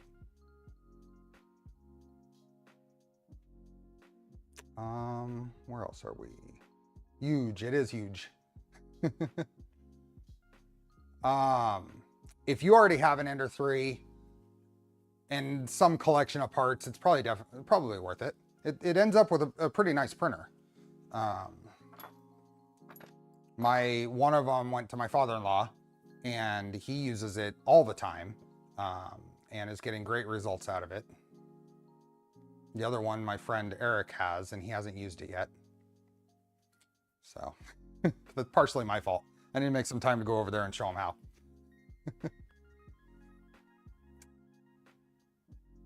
It's not an ender by the end of it. Correct. Correct.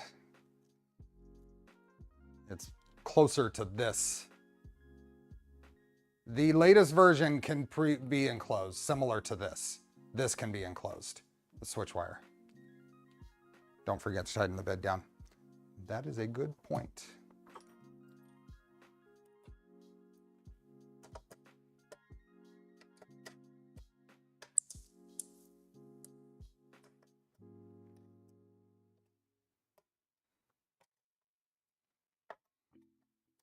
These don't need to be very tight. It's probably good. The switch wire can be enclosed as well. Yep.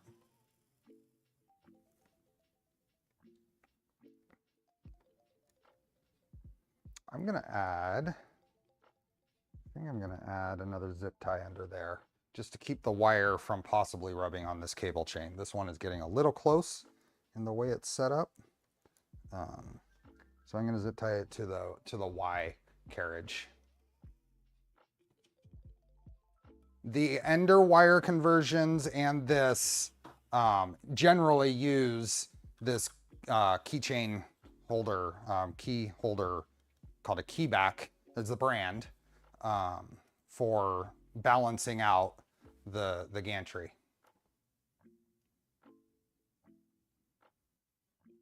Looks like most of not all the parts can be printed on the 300 bed. I believe right now if you're talking about the Phoenix, everything can be printed on a 250, but not on a V0. Where does the name Switchwire come from? The original design for Switchwire here, and Max is, if he's still around, the original intent was to use capstan wire for instead of belts. So basically Teflon or whatever wire around spools for the motion system, and that's where the name came from. But exploring that and talking to someone who had done that, an earlier rep design, said no, just go belts. So Max switched over to focusing on belts, but the name stuck. Yes, Michael L. That is his name.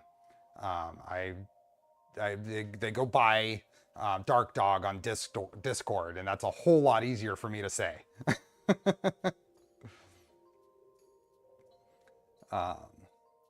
Makes me regret not getting the one at Smurf. Hey Dom, welcome.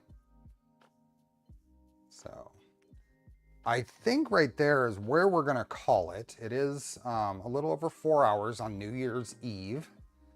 Stream on New Year's Eve. That's pretty good progress. We will be continuing this build next Sunday, finishing up the wiring, getting the firmware done, maybe doing a print, and then we'll probably do one more stream after that, putting the enclosure on, and then doing other things on it. So, but another reminder is I am going to be starting weekday streams. So we will be doing a Mark III to Mark IV upgrade starting on Tuesday night. The question on tensioning, the stepper mounts here are have a slotted mounts. There is a hook printed part here with a bolt that hooks on the extrusion. And when you tighten that bolt, it pulls the stepper down, tensioning the belt. We haven't done tensioning on this yet, so we will be covering that in detail on this build. So Cat Ear CW2 would be neat. Yeah, I did think about that, but I didn't. So, where else do we got? Pedro, thanks for the gifted memberships. End of stream gifted memberships. Awesome. Still have 300 people here. Definitely people to get them. So be safe, everyone. Have a good New Year. we will hopefully see you on Tuesday or Sunday. Keep an eye out. I'll schedule Tuesday's stream. Probably. I'm going to try to do it today. At the very least, I'll do it early tomorrow. So thanks again. Thanks, Polymaker, for letting me give away Filament. And thank you for all the gifted memberships and new members and anybody who's just here to hang out. It's awesome. So on to 2024. Take care, everyone. Bye.